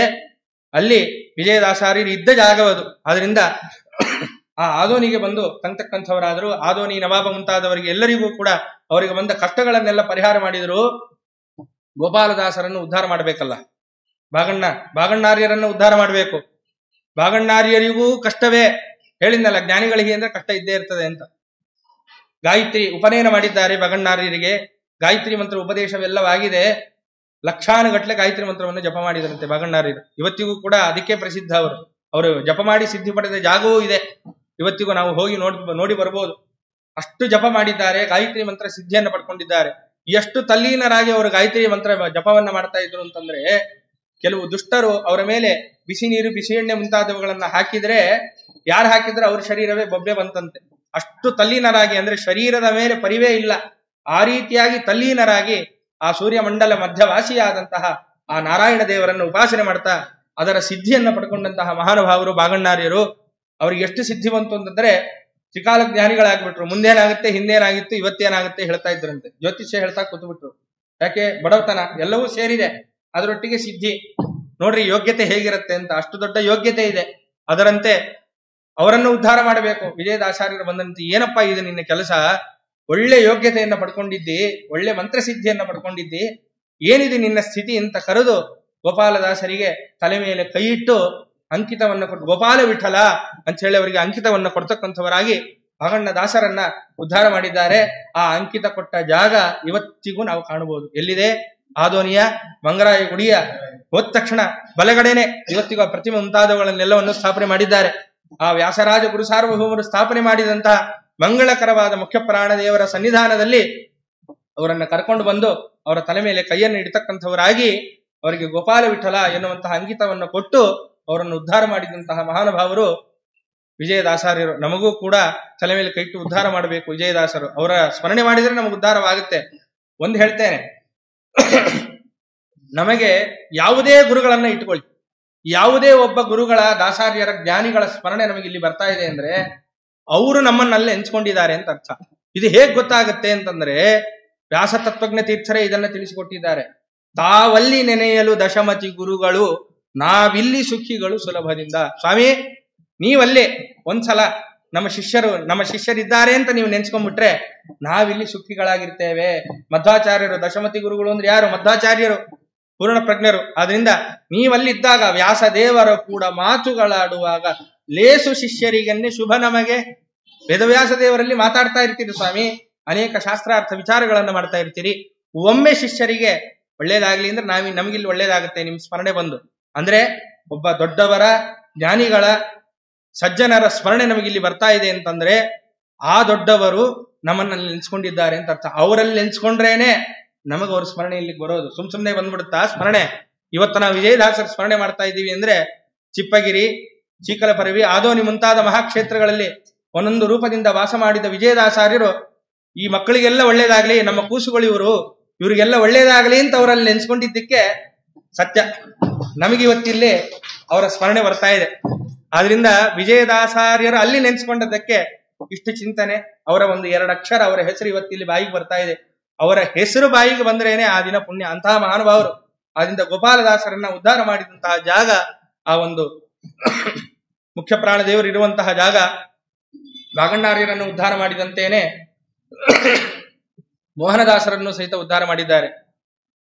ತಮ್ಮ ಮಕ್ಕಳು ಅಂತ ಅವ್ರಿಗೇನು ಹುಟ್ಟಿದ್ರಲ್ಲ ಮಕ್ಕಳು, ಅವ್ರು ಇದ್ದಾಗಲೇನೆ ಅವ್ರ ಎದುರಿಗೇನೆ ಅವರು ದೇಹತ್ಯಾಗ ಮಾಡಿಬಿಡ್ತಾರೆ. ಮಗನ ವಿಯೋಗವೂ ಅವ್ರಿಗೆ ಆಗ್ತಕ್ಕಂಥದ್ದಾಗುತ್ತೆ. ಅವರ ಸಾಕು ಮಗ ಮೋಹನದಾಸರು, ಅವರೇನೆ ಅವರ ಅಂತ್ಯಕಾಲದವರೆಗೂ ಅವರನ್ನು ಸೇವೆ ಮಾಡಿದಂತಹ ಮಹಾನುಭಾವರು. ಹೇಗೆ ಸಿಕ್ಕರು ಈ ಮೋಹನದಾಸರು? ಆ ಮೋಹನದಾಸರನ್ನು ಹೇಗೆ ಉದ್ಧಾರ ಮಾಡಿದರು ವಿಜಯದಾಸಾರ್ಯರು ಅಂತಂದ್ರೆ, ಆಗಿನ ಕಾಲಕ್ಕೆ ಸುಪ್ರಸಿದ್ಧ ಪುರಂದರದಾಸರ ಆರಾಧನೆಯನ್ನ ಮಾಡಬೇಕು ಅಂದ್ರೆ ವಿಜಯದಾಸರೇ ಮಾಡಬೇಕು. ಅದು ಪುರಂದರದಾಸರ ಮಂಟಪ ಹಂಪಿ, ಅಲ್ಲೇ ಮಾಡಬೇಕು ಅಂತ ಅನೇಕ ದಿನಗಳ ಕಾಲ ಜ್ಞಾನಸತ್ರವನ್ನ ನಡೆಸ್ತಕ್ಕಂಥವರಾಗಿ ಅನೇಕ ವಿಧವಾದ ದಾಸಾರ್ಯರು, ಯಾಕೆ ಗೋಪಾಲದಾಸರಿದ್ದಾರೆ, ಮತ್ತೆ ಅನೇಕ ವ್ಯಾಸವಿಠಲದಾಸರು ಮುಂತಾದವರು ಎಲ್ಲರೂ ಇದ್ದಾರಲ್ಲ, ಅವ್ರದ್ದು ಕಥೆ ಹೇಳಿ ಇವತ್ತು ಚಿಂತನೆ ಮಾಡೋಣ. ಆ ಮಹಾನುಭಾವರ ಅನ್ನ ಹೇಗೆ ಉದ್ಧಾರ ಮಾಡಿದ್ರು ಅನ್ನೋದನ್ನು ಚಿಂತನೆ ಮಾಡೋಣ. ಅದರಿಂದ ಅನೇಕ ದಾಸಾರ್ಯರನ್ನ, ಜ್ಞಾನಿಗಳನ್ನ ಕೂಡಿಸಿಕೊಂಡು 10 ದಿನಗಳ ಕಾಲ ಅಲ್ಲಿ ಜ್ಞಾನಸತ್ರವನ್ನ ಮಾಡ್ತಾ ಇದ್ರು ವಿಜಯದಾಸಾರ್ಯರು. ಒಮ್ಮೆ ಏನಾಗಿದೆ, ಮೋಹನದಾಸರ ತಾಯಿ ಗರ್ಭಿಣಿ, ಮೋಹನದಾಸರು ಹೊಟ್ಟೆಯಲ್ಲಿದ್ದಾರೆ, ಇನ್ನ ಹುಟ್ಟಿ ಬಂದಿಲ್ಲ. ಹೊಟ್ಟೆಯಲ್ಲಿದ್ದಾಗಲೇನೆ ತಂದೆಯ ವಿಯೋಗ ಅನ್ನೋದು ಆಗಿಬಿಟ್ಟಿದೆ, ಗಂಡನ ವಿಯೋಗವಾಗಿಬಿಟ್ಟಿದೆ ಅವರಿಗೆ. ಎಲ್ಲರೂ ಆಲೋಚನೆ ಮಾಡಿದ್ರಂತೆ ಗಂಡನ ಮನೆಯಲ್ಲಿ, ಇವಳು ಈ ಮನೆಯನ್ನ ಮೆಟ್ಟಿದ್ದಕ್ಕೆ ಹೀಗಾಗಿದೆ, ಇವಳಿಲ್ಲಿರೋದು ಬೇಡ ಅಂತ ತೀರ್ಮಾನ ಮಾಡಿ ಮನೆಯಿಂದ ಆಚೆಗೆ ಹಾಕಿರ್ತಾರೆ ಆ ಹೆಣ್ಣುಮಗಳನ್ನ. ಸರಿ ಆಯ್ತು, ತವ್ರ ಮನೆಗಾದ್ರೂ ಬರೋಣ ಅಂತ ತವ್ರ ಮನೆಗೆ ಬಂದಿದ್ದಾರೆ. ಸ್ವಲ್ಪ ದಿನ ಇದ್ದಾರೆ, ಮಗು ಕೂಡ ಆಗಿದೆ. ಮೋಹನದಾಸರು ಅವತರಣ ಮಾಡಿ ಬಂದಿದ್ದಾರೆ. ಅವತರಣ ಮಾಡಿ ಬಂದಂತಹ ಕೂಸು ಮೈಯೆಲ್ಲ ಕಜ್ಜಿ, ಕೂಸಿಗೆ ಒಂದು ಕಡೆ ಮುತ್ತಿಡೋಣ ಮಗುವನ್ನ ಅಂತಂದ್ರೆ ಮುತ್ತಿಡ್ಲಿಕ್ಕೆ ಜಾಗ ಇಲ್ಲಂತೆ, ಅಷ್ಟು ಕಜ್ಜಿ ಮೈಯೆಲ್ಲ ಮಗುವಿಗೆ. ಈ ಮಗು ಹುಟ್ಟಿ ಎಲ್ಲ ಆದ ಮೇಲೆ ಆ ತವ್ರ ಮನೆಯಲ್ಲಿ ಇದ್ದವರೆಲ್ಲ ಅವರ ಬಂಧುಗಳು ಕೆಲವರು ಹೋಗಿಬಿಟ್ರಂತೆ. ಅವಾಗ ತವ್ರ ಮನೆಯವರು ತೀರ್ಮಾನ ಮಾಡಿದಂತೆ ಇವಳೇ ಸರಿ ಇಲ್ಲ, ಈ ಹುಟ್ಟಿದ ಮಗುವೂ ಸರಿ ಇಲ್ಲ, ಅದಕ್ಕೋಸ್ಕರನೇ ಎಲ್ಲರ ಪ್ರಾಣವನ್ನ ಇವಳು ತಗೊಳ್ತಾ ಇದ್ದಾಳೆ, ಬಲಿ ತಗೊಳ್ತಾ ಇದ್ದಾರೆ, ಇವಳು ಇಲ್ಲಿರೋದು ಬೇಡ, ಈ ಮಗು ಇಲ್ಲಿರೋದು ಬೇಡ ಅಂತ ತವ್ರ ಮನೆಯವರು ಸಹಿತ ಆ ಒಂದು ಹೆಣ್ಮಕ್ಕಳನ್ನ, ಆ ಮಗುವನ್ನ ಇಬ್ಬರನ್ನ ಆಚೆಗೆ ಹಾಕಿದ್ದಾರೆ. ಹಾಗೆ ಬದುಕ್ತಾ ಇದ್ದಾರೆ. ಆಗ ಸುಪ್ರಸಿದ್ಧ ಅಂತ ಹೇಳಿದ್ನಲ್ಲ ಪುರಂದರದಾಸರ ಆರಾಧನೆ, ಅದರಂತೆ ಹಂಪಿಯ ಕ್ಷೇತ್ರದಲ್ಲಿ ಪುರಂದರದಾಸರ ಮಂಟಪ ಇವತ್ತೇನ್ ನೋಡ್ತಾ ಇದ್ದೇವೆ, ಅಷ್ಟೇ ಮಂಟಪ ಇದ್ದದ್ದಲ್ಲ, ಅನೇಕ ಮಂಟಪಗಳಿದ್ದು ಅಂತ ಹಿರಿಯರು ಹೇಳಿದ್ದನ್ನ ನಾ ಕೇಳಿದ್ದೇನೆ. ಇವತ್ತು ನಾವು ನೋಡೋದು ಒಂದು ಮಂಟಪ, ಅದು ಹೀಗೆ ಇತ್ತಂತೆ, ಎತ್ತರದಲ್ಲಿ ಇದ್ದ ಸ್ಥಳವದು. ಇವತ್ತಿಗೂ ನೀವು ನೋಡಿದ್ರೆ ಪುರಂದರದಾಸರ ಮಂಟಪಕ್ಕೆ ಹೋಗ್ಬೇಕು ಅಂದ್ರೆ ಇಳಿದು ಹೋಗ್ಬೇಕು, ಒಂದ್ 4-5 ಮೆಟ್ಲು ಇಳಿದು, ಮತ್ತೆ ಇನ್ನೊಂದು 4-5 ಮೆಟ್ಲು ಇಳಿದು ನಾವು ಕೆಳಗೆ ಹೋಗ್ಬೇಕು. ಅಂದ್ರೆ ಮಂಟಪದ ಮೇಲೆ ಮಂಟಪ, ಹೀಗೆ ಪುರಂದರದಾಸರ ಮಂಟಪ ಇದ್ದ ಸ್ಥಳವಂತೆ ಅದು. ಆದ್ರಿಂದ ಅಷ್ಟು ದೊಡ್ಡ ಜಾಗ. ಅಲ್ಲಿ ವಿಜಯದಾಸಾರ್ಯರು ಅನೇಕ ದಿನಗಳ ಕಾಲ ಜ್ಞಾನಸತ್ರವನ್ನ ಮಾಡ್ತಾರೆ. ತಿನ್ಲಿಕ್ಕೂ ಗತಿ ಇಲ್ಲ, ಅಲ್ಲಿ ಹೋದ್ರೆ ಆಹಾರವಾದರೂ ಆಗುತ್ತೆ, ಮಗುಗೂ ಒಂದಿಷ್ಟು ಹೊಟ್ಟೆ ತುಂಬತ್ತೆ ಅಂತ ತೀರ್ಮಾನ ಮಾಡಿ ಸರಿ ಹಂಪಿಗೆ ಹೋಗೋಣ ಅಂತ ಹೇಳಿ ಆ ಹೆಣ್ಮಗು ಮತ್ತೆ ಈ ಕೂಸನ್ನ ಕಟ್ಕೊಂಡು ಹಂಪಿಗೆ ಬಂದಿದ್ದಾರೆ. ಹಂಪಿಗೆ ಬಂದ್ರೆ ಇನ್ನೇನು ಊಟ ಕೂಡ್ಬೇಕಲ್ಲ, ಕೂಸಿಗೆ ಕಜ್ಜಿ ಯಾರು ತಾನೇ ಹತ್ರ ಸೇರಿಸ್ತಾರೆ, ಎಲ್ಲ ಚೆನ್ನಾಗಿದ್ರನೆ ಹತ್ರ ಸೇರಿಸೋದು. ಆದ್ರೆ ಎಷ್ಟೇ ನಮಗ್ ಕಲ್ಮಶ ಇದ್ರು ಹತ್ರ ಸೇರಿಸೋದು ಅಂದ್ರೆ ರಾಯರು ಒಬ್ರೆ. ಅವ್ರ ಹತ್ರ ಕರೆದು ನಮ್ಮಲ್ಲಿದ್ದ ಕಲ್ಮಶಗಳನ್ನೆಲ್ಲ ತೆಗೆದ ಮೇಲೆ ಮಹಾಜ್ಞಾನಿಗಳು ಆಮೇಲೆ ನಮ್ಮನ್ನು ಸ್ವೀಕಾರ ಮಾಡ್ತಾರೆ. ಆದ್ರಿಂದ ಮಾಧ್ವ ಸಮಾಜದ ತಾಯಿ ರಾಯರು. ಅದರಂತೆ ಅಲ್ಲಿ ಬಂದಿದ್ದಾರೆ, ಮೈಯೆಲ್ಲ ಕಜ್ಜಿ, ಊಟ ಕೂಡ್ಬೇಕು ಅಂದ್ರೆ ಯಾರು ಕೂಡ್ಲಿಕ್ಕೆ ಬಿಡ್ತಾ ಇಲ್ಲ ಜಾಗ. ಯಾಕೆ, ಈ ಕಜ್ಜಿ ಮಗು ಬೇರೆ ಜೊತೆಗೆ. ಆದ್ರಿಂದ ಈ ಮಗುನ ಇಟ್ಕೊಂಡು ಏನ್ ನನ್ನ ಪಕ್ಕಕ್ಕೆ ಕೊಡ್ತೀವಿ, ಹೋಗು ಅಂತ ಹೇಳಿ ಎಲ್ಲಿ ಎಲೆ ಹಾಕೊಂಡು ಕೂತ್ರು ಅಲ್ಲಿಂದ ಕಳಿಸ್ಬೇಕು. ಸರಿ, ಅವಾಗ ಆ ಹೆಣ್ಮಕ್ಳಿಗೆ ಅರ್ಥ ಆಯ್ತಂತೆ, ಇಲ್ಲ ಗಂಡನ ಮನೆಗೂ ನಾನು ಬೇಡವಾದೆ, ಅಮ್ಮನ ಮನೆಗೂ ಬೇಡವಾದೆ, ಇವತ್ತು ಸಮಾಜವೂ ನನ್ನನ್ನ ದೂರ್ತಾ ಇದೆ, ಇಡೀ ಸಮಾಜದಲ್ಲಿ ಎಲ್ಲೂ ಕೂಡ ನಾನು ಬೇಡವಾದೆ. ಒಂದು ಕೆಲಸ ಮಾಡೋಣ, ಈ ಮಗುವಿಗೂ ಕಜ್ಜಿ, ನಾನು ಹೋದ ಮೇಲೆ ಈ ಮಗುನ ಯಾರು ನೋಡ್ಕೋತಾರೆ, ಒಂದ್ ಕೆಲಸ ಮಾಡೋಣ, ಮಾರನೇ ದಿನ ಬೆಳಿಗ್ಗೆ ಬೇಗ ನಾನು ಎದ್ದು ಹೋದ್ರೆ, ಎಲ್ಲರೂ ಸ್ಥಾನಕ್ಕೆ ಬರುವ ಮುಂಚೆ ನಾನು ಹೋದ್ರೆ ಈ ಮಗುವನ್ನ ಆ ಚಕ್ರತೀರ್ಥದಲ್ಲಿ ಹಾಕಿಬಿಟ್ಟು ನಾನು ಕೂಡ ಪ್ರಾಣತ್ಯಾಗವನ್ನ ಮಾಡಿಬಿಡ್ತೇನೆ ಅಂತ ತೀರ್ಮಾನ ಮಾಡಿಕೊಂಡು ಏನ್ ಮಾಡಿದ್ದಾರೆ, ಬೆಳಿಗ್ಗಿನ ಜಾವ ದಾಸಾರ್ಯರು ಸ್ಥಾನಕ್ಕೆ ಬರುವ ಮುಂಚೆ ಏನ್ ಮಾಡಿದ್ದಾರೆ, ಆ ಚಕ್ರತೀರ್ಥಕ್ಕೆ ಹೋಗಿ ಆ ಕಜ್ಜಿಯ ಕೂಸನ್ನ ಇನ್ನೇನು ಆ ನೀರಿಗೆ ಹಾಕಬೇಕು. ಅಮ್ಮ ಅಂತ ಶಬ್ದ ಕೇಳಿಸ್ತಂತೆ ಹಿಂದಿಂದ. ವಿಜಯದಾಸಾರ್ಯರು ಬಂದಿದ್ದಾರೆ, ಏನು ಮಾಡ್ತಾ ಇದ್ದಿ? ಇಲ್ಲ, ಹೀಗೆ ನನ್ನ ಸ್ಥಿತಿ ಇದೆ, ಅದಕ್ಕಾಗಿ ಈ ಮಗುವನ್ನು ಕೂಡ ನೀರಿಗೆ ಹಾಕಿ ನಾನು ನೀರನ್ನ ಪ್ರವೇಶ ಮಾಡಿಬಿಡೋಣ ಅಂತ ತೀರ್ಮಾನ ಮಾಡಿದ್ದೇನೆ. ಎಂತ ಕೆಲಸ ಮಾಡಿತಿದ್ದೀಯಮ್ಮ, ಹಾಗೆಲ್ಲ ಮಾಡಬೇಡ ಅಂತ ಹೇಳಿ ಆ ಮಗುವನ್ನ ಇವರು ಇಸ್ಕೊಳ್ತಾರೆ. ಇಸ್ಕೊಂಡು ಏನು ಮಾಡ್ತಾರೆ, ಆ ಮಗುವನ್ನ ನಾನು ನೋಡ್ಕೊಳ್ತೇನೆ, ಚಿಂತೆ ಮಾಡಬೇಡ, ಇವನನ್ನ ನಾನು ಸಾಕೊಳ್ತೇನೆ, ನಿನಗೆ ಸಾಕೋದು ಕಷ್ಟ ಅಲ್ವಾ ಈ ಮಗುವನ್ನ ನಾನು ಸಾಕೊಳ್ತೇನೆ ಅಂತ ಹೇಳಿ ಆ ಕಜ್ಜಿಯ ಕೂಸನ್ನ ಅವರೇ ತಗೊಂಡು ಅವರೇ ಆ ಕಜ್ಜಿಗೆ ಬೇಕಾದ ಔಷಧಿಯನ್ನ ಅವರೇ ಆ ಮಗುವಿಗೆ ಹಚ್ಚತಕ್ಕಂಥವರಾಗಿದ್ದಾರೆ. ಯಾರು ಮುಟ್ತಾರ್ರಿ ಆ ಮಗುವನ್ನ? ಆದ್ರೆ ದಾಸರು ಮುಟ್ಟಿದ್ದಾರೆ. ದಾಸರು ಮುಟ್ಟಿ ಆ ಕಜ್ಜಿಯ ಆ ಕೂಸಲ್ಲಿರ್ತಕ್ಕಂತಹ ಎಲ್ಲ ಕಜ್ಜಿಯನ್ನ ತೆಗೆದು ಅವರಿಗೆ ಮೋಹನ ವಿಠಲ ಅನ್ನುವ ಅಂಕಿತವನ್ನು ಕೊಟ್ಟು ದೊಡ್ಡ ಪರಮಾತ್ಮನ ದಾಸರನ್ನಾಗಿ ಮಾಡ್ತಕ್ಕಂಥವರಾಗಿ ಅವರನ್ನು ಉದ್ಧಾರ ಮಾಡ್ತಕ್ಕಂಥವರಾದ್ರು ವಿಜಯದಾಸಾರ್ಯರು. ಇದರಿಂದ ನಮಗೇನು ಸಂದೇಶ ಅಂತಂದ್ರೆ, ನಮಗೂ ದೊಡ್ಡ ಕಜ್ಜಿ ಇದೆ. ಏನು? ಅಜ್ಞಾನ ಎನ್ನುವಂತಹ ಕಜ್ಜಿ. ಈ ಕಜ್ಜಿ ಮಲಾಮ್ ಹಚ್ಚಿದ್ರೆ ಹೊಟ್ಟೋಗುತ್ತೆ. ಅಜ್ಞಾನ ಅನ್ನೋ ಕಜ್ಜಿ ಮಲಾಮ್ ಹಚ್ಚಿದ್ರೆ ಹೋಗುತ್ತೇನು? ಈ ಜನ್ಮ ಜನ್ಮಕ್ಕೂ ಅದು ಮುಂದುವರಿತಾ ಇರುತ್ತೆ.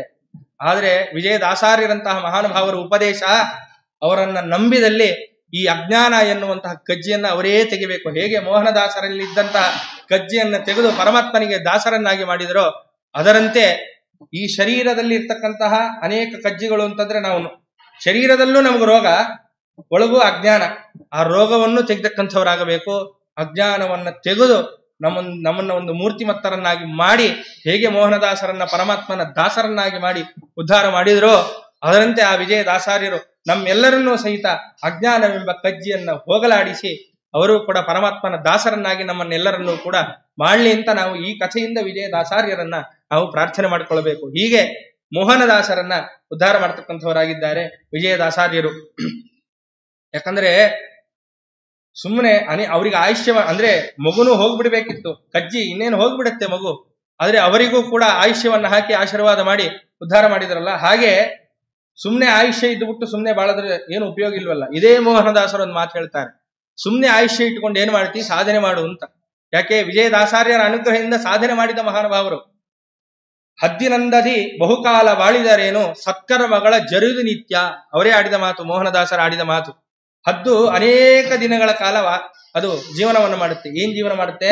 ಮೇಲಿಂದ ಒಳ್ಳೆ ದೃಷ್ಟಿ ಕೊಟ್ಟಿದ್ದಾನೆ ಪರಮಾತ್ಮ ಹದ್ದಿಗೆ. ಎಷ್ಟೋ ದೂರದಲ್ಲಿದ್ರು ನೆಲದಲ್ಲಿ ಏನಿದೆ ಅನ್ನೋದು ಅದಕ್ಕೆ ಚೆನ್ನಾಗಿ ಕಾಣುತ್ತೆ. ಅಷ್ಟು ಒಳ್ಳೆ ಯೋಗ್ಯತೆ ಕೊಟ್ಟಿದ್ದಾನೆ ಪರಮಾತ್ಮ. ನಮಗೂ ಅಷ್ಟೇ ಒಳ್ಳೆ ಯೋಗ್ಯತೆ ಕೊಟ್ಟಿದ್ದಾನೆ ಪರಮಾತ್ಮ. ಏನು?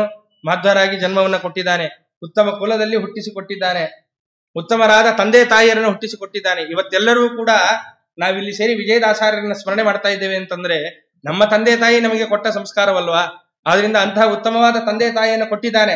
ಎಲ್ಲ ಯೋಗ್ಯತೆ ಇದ್ದು ಹೇಗೆ ಹದ್ದು ಒಳ್ಳೆ ದೃಷ್ಟಿ ಇರುವಂತಹ ಯೋಗ್ಯತೆ ಇದ್ರೂ ಸಹಿತ ಮಾಂಸವನ್ನೇ ಹುಡುಕೊಂಡು ಹೋಗುತ್ತೋ, ಅದನ್ನೇ ತಿಂದು ಬದುಕುತ್ತೋ, ಅದರಂತೆ ನಾವು ಕೂಡ ಒಳ್ಳೆ ಯೋಗ್ಯತೆ ಎಲ್ಲ ಇದ್ದು ಲೌಕಿಕಕ್ಕೆ ಬಿದ್ದು ಅದರ ವಿಷಯದ ಆಸೆಗೆ ಬಿದ್ದು ನಮ್ಮ ಜನ್ಮ ಹಾಳು ಮಾಡ್ಕೋಬಾರದು ಯಾವತ್ತೂ ಕೂಡ. ಹದ್ದು ಕೂಡ ಅಷ್ಟು ಒಳ್ಳೆ ದೃಷ್ಟಿ ಇದ್ರು ಮಾಂಸವನ್ನೇ ನೋಡೋದು. ಅದು ಮಾಂಸ ತಿನ್ನಕ್ಕೆ ಅಲ್ಲಿ ನೋಡುತ್ತೆ, ಬರುತ್ತೆ, ಮಾಂಸ ತಿನ್ನುತ್ತೆ, ಹೋಗುತ್ತೆ, ಅಷ್ಟೇ. ಅದರಂತೆ ನಮ್ಮ ಜೀವನವಾಗಬಾರದು. ಅದರಿಂದ ಸತ್ಕರ್ಮಗಳನ್ನ ಆಚರಣೆ ಮಾಡ್ತಾ ಆಚಾರ್ಯರ ಶಾಸ್ತ್ರದ ಶ್ರವಣವನ್ನ ಮಾಡಿ ಉದ್ಧಾರವಾಗಬೇಕು ಎನ್ನುವ ಸಂದೇಶ ಮೋಹನದಾಸಾರ್ಯರು ನಮಗೆ ಕೊಡ್ತಕ್ಕಂಥವರಾಗಿದ್ದಾರೆ. ಇಂತಹ ಮೋಹನದಾಸರು ಉದ್ಧಾರ ಆಗಿ ಸಕಲ ಅನುಭವವನ್ನ ಪಡ್ಕೊಂಡದ್ದು ವಿಜಯದಾಸಾರ್ಯರ ಅನುಗ್ರಹದಿಂದ. ಅದರಿಂದ ಗೋಪಾಲದಾಸರನ್ನು ಉದ್ಧಾರ ಮಾಡಿದ್ದಾರೆ, ಮೋಹನದಾಸರನ್ನು ಉದ್ಧಾರ ಮಾಡಿದ್ದಾರೆ, ಮತ್ತೆ ವ್ಯಾಸ ವಿಠಲದಾಸರು ಅವರನ್ನೂ ಸಹಿತ ಉದ್ಧಾರ ಮಾಡಿದಂತಹ ಮಹಾನುಭಾವರು ನಮ್ಮ ವಿಜಯದಾಸಾರ್ಯರು. ಎಷ್ಟೋ ಜನ ತಿಳ್ಕೊಂಡ್ಬಿಟ್ಟಿದ್ದಾರೆ ದಾಸರು ಸುಧಾಮಂಗಳ ಮಾಡಿಲ್ಲ, ಅವರು ಪಂಡಿತರಲ್ಲ ಅಂತ. ಇನ್ನೊಂದು ಜೋಕ್ ಏನು ಅಂದ್ರೆ, ನನ್ನ ಹತ್ರ ಒಬ್ರು ಕೇಳಿದ್ರು, ಎಲ್ರು ನಗರಿ ಚೆನ್ನಾಗಿದೆ, ಮಧ್ವಾಚಾರ್ಯ ಯಾರ ಹತ್ರ ಸುಧಾಮಂಗಳ ಮಾಡಿದ್ರು ಅಂತ ಕೇಳಿದ್ರು ಒಬ್ರು ನನ್ನ ಹತ್ರ. ಎಂತ ಜನ ಇದ್ದಾರೆ, ಆಶ್ಚರ್ಯವಾಗುತ್ತೆ. ಆಚಾರ್ಯ ಮಧ್ವಾಚಾರ್ಯ ಯಾರ ಸುಧಾಮಂಗಳ ಮಾಡಿದ್ರು ಅಂತ ಕೇಳಿದ್ರು ಒಬ್ರು. ಹಾಗೆಲ್ಲ ಇಲ್ಲ. ಅದರಿಂದ ಅವ್ರ ಅನುವ್ಯಾಖ್ಯಾನ ಬರೆದಿದ್ದಕ್ಕೆ ತಾನೇ ಟೀಕಾರಾಯರು ಟೀಕಾ ಬರೆದಿದ್ದು, ಸುಧಾ ಬರೆದಿದ್ದು. ಅಂದ್ರೆ ಮುಗ್ಧರು ಕೇಳಿದ ಪ್ರಶ್ನೆ. ಅಂದ್ರೆ ಏನಾಗ್ತದೆ, ಯಾಕೆ ಈ ಮಾತನ್ನ ಹೇಳಿದೆ ಅಂತಂದ್ರೆ, ಎಲ್ಲ ನಾವು ಚೆನ್ನಾಗಿ ತಿಳ್ಕೊಂಡು ನಾವು ಕಾರ್ಯಗಳನ್ನ ಮಾಡಿದ್ರೆ ಮಾತ್ರ ಅದು ನಮಗೆ ಒಳ್ಳೇದಾಗ್ಲಿಕ್ಕೆ ಸಾಧ್ಯ ಇದೆ. ಅದರಂತೆ ವ್ಯಾಸವಿಠಲದಾಸರು ಸಹಿತ ಮಹಾ ದೊಡ್ಡ ಪಂಡಿತರು. ವಿಜಯದಾಸಾರ್ಯರಿಗೆ ಸುಧಾ ಬರಲ್ಲ ಅಂತ ನಾವು ತಿಳ್ಕೊಂಡ್ಬಿಟ್ಟಿದೀವಿ. ಯಾಕಂದ್ರೆ ಅವ್ರು ಯಾರ ಹತ್ರ ಮಂಗಳ ಮಾಡಿಲ್ವಲ್ಲ. ಇವತ್ತಾದ್ರೆ ಯಾರ ಹತ್ರ ಒಬ್ರು ಮಂಗಳ ಮಾಡಿ ನಾವೊಂದು ಸರ್ಟಿಫಿಕೇಟ್ ಇಸ್ಕೊಂಡು ಒಂದ್ ಶಾಲಾ ಹಾಕೊಂಡ್ಬಿಟ್ರೆ ಜಗತ್ತು ಅದನ್ನ ನಂಬಿಡುತ್ತಲ್ಲ, ಹಾಗೆಲ್ಲೂ ಮಾಡಿಲ್ವಲ್ಲ ದಾಸಾರ್ಯರು. ಆದ್ರಿಂದ ನಮ್ಗೆ ಅದೇ ಪ್ರಾಯ ಜಗನ್ನಾಥ ದಾಸರೊಬ್ಬರೇ ಪಂಡಿತರು, ವರದೇಂದ್ರಲ್ಲಿ ಅಧ್ಯಯನ ಮಾಡೋದವ್ರು ಅಂತ ನಮಗೆ. ಸಿಕ್ಕಿದವ್ರು ಯಾರು ಅಧ್ಯಯನ ಮಾಡಿಲ್ವಂತೆ ಅಷ್ಟು ಅಂತ. ಏನ್ ಕನಕದಾಸರ ಕಡಿಮೆನಾ? ಕನಕದಾಸರ ಮಾತನ್ನ ಬಿಡಿಸಿ ನೋಡೋಣ. ಎಷ್ಟು ದೊಡ್ಡ ಪಂಡಿತರಾದ್ರೂ ಸಹಿತ ಕನಕದಾಸರ ಮುಂದೆ ಮಂಡಿ ಉರ್ಲೇಬೇಕು. ಏನೇ ನಾಟಕ ಮಾಡಿರ್ಬೋದು, ಎಷ್ಟೇ ಸುಧಾ ಓದಿರ್ಬೋದು, ಎಷ್ಟೇ ಪುರಾಣ ಓದಿರ್ಬೋದು, ಗುರು ಅನುಗ್ರಹ ಇಲ್ಲದೆ ಇದ್ರೆ, ದುರಹಂಕಾರ ಹೋಗದೆ ಇದ್ರೆ ಕನಕದಾಸರ ಮಾತು ಅರ್ಥ ಆಗೋದಿಲ್ಲ, ಪುರಂದರದಾಸರ ಮಾತು ಅರ್ಥ ಆಗೋದಿಲ್ಲ, ಮಹಾಜ್ಞಾನಿಗಳ ಮಾತು ಅರ್ಥ ಆಗೋದಿಲ್ಲ. ನಾವು ತಿಳ್ಕೊಂಡಿರ್ತೇವೆ ಸುಧಾ ಅಧ್ಯಯನ ಮಾಡ್ಬಿಟ್ಟಿದೀನಿ ನಮ್ಗೆಲ್ಲ ಬಂದಿದೆ ಅಂತ. ನಮ್ಗಿರೋ ದುರಹಂಕಾರ ಏನ್ ಮಾಡಿಸುತ್ತೆ ಅಂದ್ರೆ ಓದಿದ್ದು ಮರೆಸ್ಬಿಡುತ್ತೆ. ಈ ಸ್ಥಿತಿಯಲ್ಲಿರ್ತೇವೆ. ಅದರಿಂದ ಎಂದೂ ದುರಹಂಕಾರಕ್ಕೆ ಅವಕಾಶವನ್ನ ಮಾಡಿಕೊಡಬಾರದು. ಇಂಥ ಘಟನೆಯು ವಿಜಯದಾಸಾರ್ಯರ ಜೀವನದಲ್ಲಿ ನಾವು ಕಾಣಲಿಕ್ಕೆ ಸಾಧ್ಯ ಇದೆ. ಯಾರು? ವ್ಯಾಸವಿಠಲ ದಾಸರು, ದೊಡ್ಡ ಪಂಡಿತರು. ಸುಧಾಮಂಗಳವಾಗಬೇಕು, ಸುಧಾಮಂಗಳವನ್ನ ಇಟ್ಟುಕೊಂಡಿದ್ದಾರೆ. ಅನೇಕ ವರ್ಷಗಳ ಕಾಲ ಸುಧಾ ಪಾಠವನ್ನ ಮಾಡಿದ್ದಾರೆ ವ್ಯಾಸವಿಠಲ ದಾಸರು. ಆದ್ರೆ ವಿಜಯದಾಸಾರ್ಯರಿಗೆ ಒಂದು ಊರಿನಲ್ಲೇ ಇದ್ದಾರೆ. ವಿಜಯದಾಸಾರ್ಯರು ಊರಿನಲ್ಲೇ ಇದ್ದಾರೆ. ಊರಿನ ಪ್ರತಿಯೊಬ್ಬ ಪ್ರಮುಖರನ್ನು ಕೂಡ ಆಹ್ವಾನ ಮಾಡಿದ್ದಾರೆ.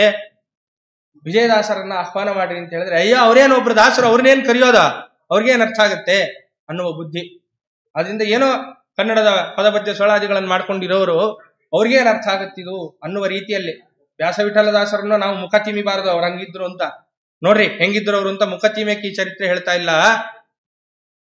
ಅವರು ಕೂಡ ವಿಜಯದಾಸಾರ್ಯರ ಜ್ಞಾನವನ್ನ ಹೊರಗೆ ತರಲಿಕ್ಕೆ ಸೇವೆ ಮಾಡಿದ್ದಾರೆ ಅಂತ ನಾವು ತಿಳ್ಕೊಳ್ಬೇಕು.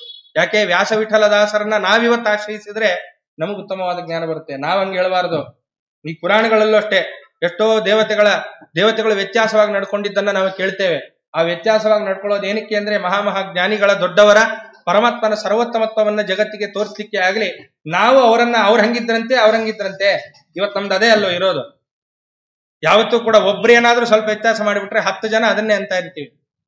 ಅದಕ್ಕೋಸ್ಕರ ಹಾಗೆ ಮಾಡಿದವರಲ್ಲ ಮಹಾಜ್ಞಾನಿಗಳವರೆಲ್ಲ. ಆದ್ರಿಂದ ವಿಜಯದಾಸಾರ್ಯರ ಒಂದು ಮಹಿಮೆ ಏನು ಜಗತ್ತಿಗೆ ತೋರಿಸಬೇಕಾಗಿದೆ. ಅದಕ್ಕೆ ಈ ವ್ಯಾಪಾರಗಳೆಲ್ಲ ನಡೆದಿದೆ ಅಂತ ಚಿಂತನೆ ಮಾಡ್ಬೇಕು ನಾವು.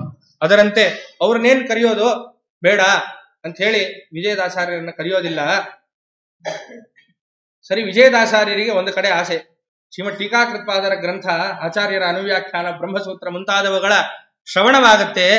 ಅದನ್ನೆಲ್ಲವನ್ನು ಕೂಡ ನಾವು ಶ್ರವಣ ಮಾಡಬೇಕು, ಕೇಳ್ತಕ್ಕಂಥವರಾಗಬೇಕು ಎನ್ನುವ ಒಂದು ಉದ್ದೇಶದಿಂದ ಕರೀದೇ ಇದ್ರೂ ಬರತಕ್ಕಂಥವರಾಗಿದ್ದಾರೆ ವಿಜಯದಾಸಾರ್ಯರು. ಬಂದಿದ್ದಾರೆ, ಏನಾದ್ರೂ ಸೇವೆ ಮಾಡಬೇಕಲ್ಲ. ಯಾವುದೇ ಒಂದು ಜ್ಞಾನ ಸತ್ರ ಅಂತ ಆದ್ರೆ ಶರೀರದಲ್ಲಿ ಬಲ ಇತ್ತು ಅಂತಾದ್ರೆ, ಬಲ ಇಲ್ಲ ಅಂತಾದ್ರೆ ಮಾಡಿ ಅಂತ ಅರ್ಥ ಅಲ್ಲ. ಶರೀರದಲ್ಲಿ ಬಲವಿದ್ದಾಗ ಜ್ಞಾನಸತ್ರ ಅಂತ ನಡಿಬೇಕಾದ್ರೆ ಶಾರೀರಿಕವಾದಂತಹ ಒಂದು ಸೇವೆಯನ್ನು ನಾವು ಮಾಡಬೇಕು. ಬಡಿಸೋದು, ಯಾರಿಗಾದ್ರೂ ಏನಾದ್ರೂ ದೊಡ್ಡವರಿಗೆ, ವೃದ್ಧರು ಕೂತಿರ್ತಾರೆ ಕೈಲಾಗಲ್ಲ, ಅವರಿಗೆ ನೀರು ತಂದು ಕೊಡೋದು, ಏನೋ ಒಂದು ಮಾಡಬೇಕು. ಅದು ಕೂಡ ನಮಗೆ ಜ್ಞಾನಾಭಿವೃದ್ಧಿಗೆ ಕಾರಣವಾಗುತ್ತೆ. ಅದರಂತೆ ವಿಜಯದಾಸಾರ್ಯರು ಏನಾದ್ರೂ ನಾನು ಸೇವೆ ಮಾಡೋಣ, ಈ ದೊಡ್ಡ ಜ್ಞಾನ ಸತ್ರದಲ್ಲಿ ಸುಧಾಮಂಗಳ ಇರ್ತಕ್ಕಂಥದ್ದಾಗಿದೆ ಅಂತ ಹೇಳಿ ವಿಜಯದಾಸಾರ್ಯರು ಬಂದಿದ್ದಾರೆ. ಬಂದು ಯಾರಿಗೋ ಅಡಿಗೆಯವನು ಯಾರೋ ಸಿಗಲಿಲ್ಲ, ಇವರನ್ನೇ ಕಳಿಸಿಬಿಟ್ರು. ಅಡಿಗೆ ಮಾಡ್ರಿ ಅಂತ ಕಳಿಸಿಬಿಟ್ಟಿದ್ದಾರೆ. ಅದರಂತೆ ಅಡಿಗೆ ಮಾಡ್ತಕ್ಕಂಥವರಾಗಿದ್ದಾರೆ. ಅನೇಕ ವಿಧವಾದಂತಹ ಮಂಡಿಗೆ ಮುಂತಾದ ಅನೇಕ ವಿಧವಾದ, ಯಾಕಂದ್ರೆ ಜ್ಞಾನಸತ್ರ ಅನ್ನೋದು ಹೇಗೆ ನಾವು ತಲೆ ತುಂಬುತ್ತೇವೋ, ನಮ್ಮ ಪರಂಪರೆನೇ ಹಾಗಿದೆ. ಹೇಗ್ ತಲೆ ತುಂಬಿಸ್ತಾರೋ ಹಾಗೆ ಹೊಟ್ಟೆ ತುಂಬಿಸೋದು ಅಂತ. ಆದ್ರಿಂದ ಮೊದಲು ನಮ್ ಕೇಳಿದ್ರೆ ಮೊದಲು ಹೊಟ್ಟೆನೆ. ಯಾಕಂದ್ರೆ ಈಗಿನ ಕಾಲಕ್ಕೆ ಹೊಟ್ಟೆ ತುಂಬಿದ್ರೇನೆ ನಮ್ ತಲೆ ಓಡೋದು, ಅಲ್ಲಿ ತನಕ ತಲೆ ಓಡಲ್ಲ. ಆದ್ರಿಂದ ಈಗ ಹೊಟ್ಟೆ ತುಂಬಿಸೋದೇ ಮೊದಲು, ಆಮೇಲೆ ತಲೆ ಓಡೋದು. ಅದರಿಂದ ಎರಡೂ ಕೂಡ ನಮ್ಮಲ್ಲಿ ಅನ್ನದಾನ, ಜ್ಞಾನದಾನ, ವಿದ್ಯಾದಾನ ಮುಂತಾದವುಗಳು ಎರಡೂ ಕೂಡ ಪರಂಪರೆಯಲ್ಲಿ ನಡ್ಕೊಂಡು ಬಂದದ್ದು. ಅದರಂತೆ ವೈಭವದ ಭೋಜನವೂ ಆಗಬೇಕು. ಅದರಿಂದ ಅನೇಕ ವಿಧವಾದ ಭಕ್ಷ್ಯಗಳನ್ನ ಮಾಡ್ತಾ ಆ ಅಡಿಗೆಯನ್ನ ಎಲ್ಲವನ್ನ ಮಾಡಿದ್ದಾರೆ. ಸುಧಾ ಅನುವಾದ, ಪರೀಕ್ಷೆ ಮುಂತಾದವುಗಳೆಲ್ಲವೂ ಕೂಡ ನಡೀತಾ ಇದೆ. ನಡಿಬೇಕಾದ್ರೆ ಅನೇಕ ವಿದ್ವಾಂಸರು ಎಲ್ಲರೂ ಬಂದು ಸೇರಿದ್ದಾರೆ. ಸ್ವಲ್ಪ ಶ್ರವಣ ಮಾಡೋಣ, ಆ ಟೀಕಾರಾಯರ ವಾಕ್ಯಗಳನ್ನ ಶ್ರವಣ ಮಾಡೋಣ, ಅದರ ಅಭಿಪ್ರಾಯವನ್ನ ಸ್ವಲ್ಪ ಶ್ರವಣ ಮಾಡೋಣ ಎನ್ನುವ ಆಕಾಂಕ್ಷೆಯಿಂದ ವಿಜಯದಾಸಾರ್ಯರ ಎಲ್ಲವನ್ನ ಕೆಲಸಗಳನ್ನು ಮುಗಿಸಿ ಬಂದಿದ್ದಾರೆ. ಬಂದ್ರೆ ಎಲ್ಲೋ ಒಂದು ಕಡೆ ಸಭೆ ವಾಕ್ಯಾರ್ಥ ನಡಿಬೇಕಾದ್ರೆ ಒಂದು ಪ್ರಶ್ನೆಗೆ ಉತ್ತರ ಸಿಗಲಿಲ್ಲ. ಸಿಗದೇ ಇದ್ದಾಗ ಎಲ್ಲರೂ ಸ್ತಬ್ಧರಾಗಿ ನಿಂತಿದ್ದಾರೆ. ವಿಜಯದಾಸಾರ್ಯರು ಹೇಳಿದ್ರಂತೆ, ನಾನು ಹೇಳ್ತೇನೆ ಇದಕ್ಕೆ ಉತ್ತರ. ಆಮೇಲೆ ಅವಮಾನ ಮಾಡ್ಲಿಕ್ಕೆ ಶುರುವಾಯ್ತು. ನೀವೇನು ಓದಿದ್ದೀರಾ, ಮಾಡಿದ್ದೀರಾ, ನೀವೇನು ಮಾಡಿದ್ದೀರಿ, ಅವಮಾನ ಶುರುವಾಯ್ತು. ಅಷ್ಟು ಅವಮಾನ ಆದ್ರೂ ಏನು ಮಾತಾಡ್ಲಿಲ್ಲಂತೆ. ಕಡೆಗೆ ಒಂದು ಕೆಲಸ ಮಾಡಿದ್ರಂತೆ. ನೀರು ತುಂಬಲಿಕ್ಕೆ ಒಬ್ಬ ಮೂಕ ಇದ್ದಂತೆ, ಅವನಿಗೇನೂ ಬರೋದಿಲ್ಲ. ಅವನನ್ನ ಕರೆದು ಅವನ ತಲೆ ಮೇಲೆ ಕೈ ಇಟ್ರಂತೆ. ಕೈ ಇಟ್ಟು ಈ ಪ್ರಶ್ನೆಗೆ ಉತ್ತರವನ್ನು ಕೊಡು ಅಂತಂದ್ರೆ ಆ ಮೂಕ ಈ ಪ್ರಶ್ನೆಗೆ ಉತ್ತರ ಕೊಟ್ಟಂತೆ. ಅವಾಗ ವ್ಯಾಸವಿಠಲ ದಾಸರಿಗೆ ವಿಜಯದಾಸರ ಯೋಗ್ಯತೆ ಏನು ಅನ್ನೋದು ಅರ್ಥ ಆಯ್ತು. ನಾವು ಇವತ್ತು ಮೂಕರೆ, ನಾವೇನ್ ಸ್ತೋತ್ರ ಮಾಡ್ತೀವ್ರಿ ದೇವ್ರನ್ನ, ಅಥವಾ ನಮ್ ಸ್ತೋತ್ರಕ್ಕೆ ಒಲಿತಾನ?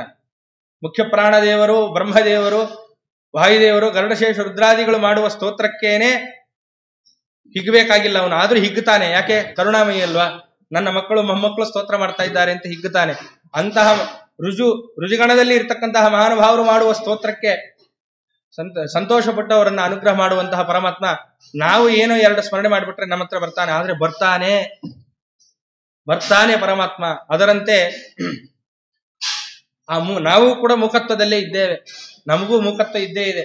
ಆ ವಿಜಯದಾಸಾರ್ಯರ ಅನುಗ್ರಹದಿಂದ ನಮಗೂ ಮೂಕತ್ವ ಹೋಗಿ ಆ ಶ್ರೀಮದಾಚಾರ್ಯರ ಎಲ್ಲ ಭಗವತ್ ತತ್ವಗಳ 2 ಅಕ್ಷರ ನಮ್ಮ ಬಾಯಿಯಿಂದ ಬರುವಂತೆ ಆ ವಿಜಯದಾಸಾರ್ಯರು ಮಾಡಬೇಕು.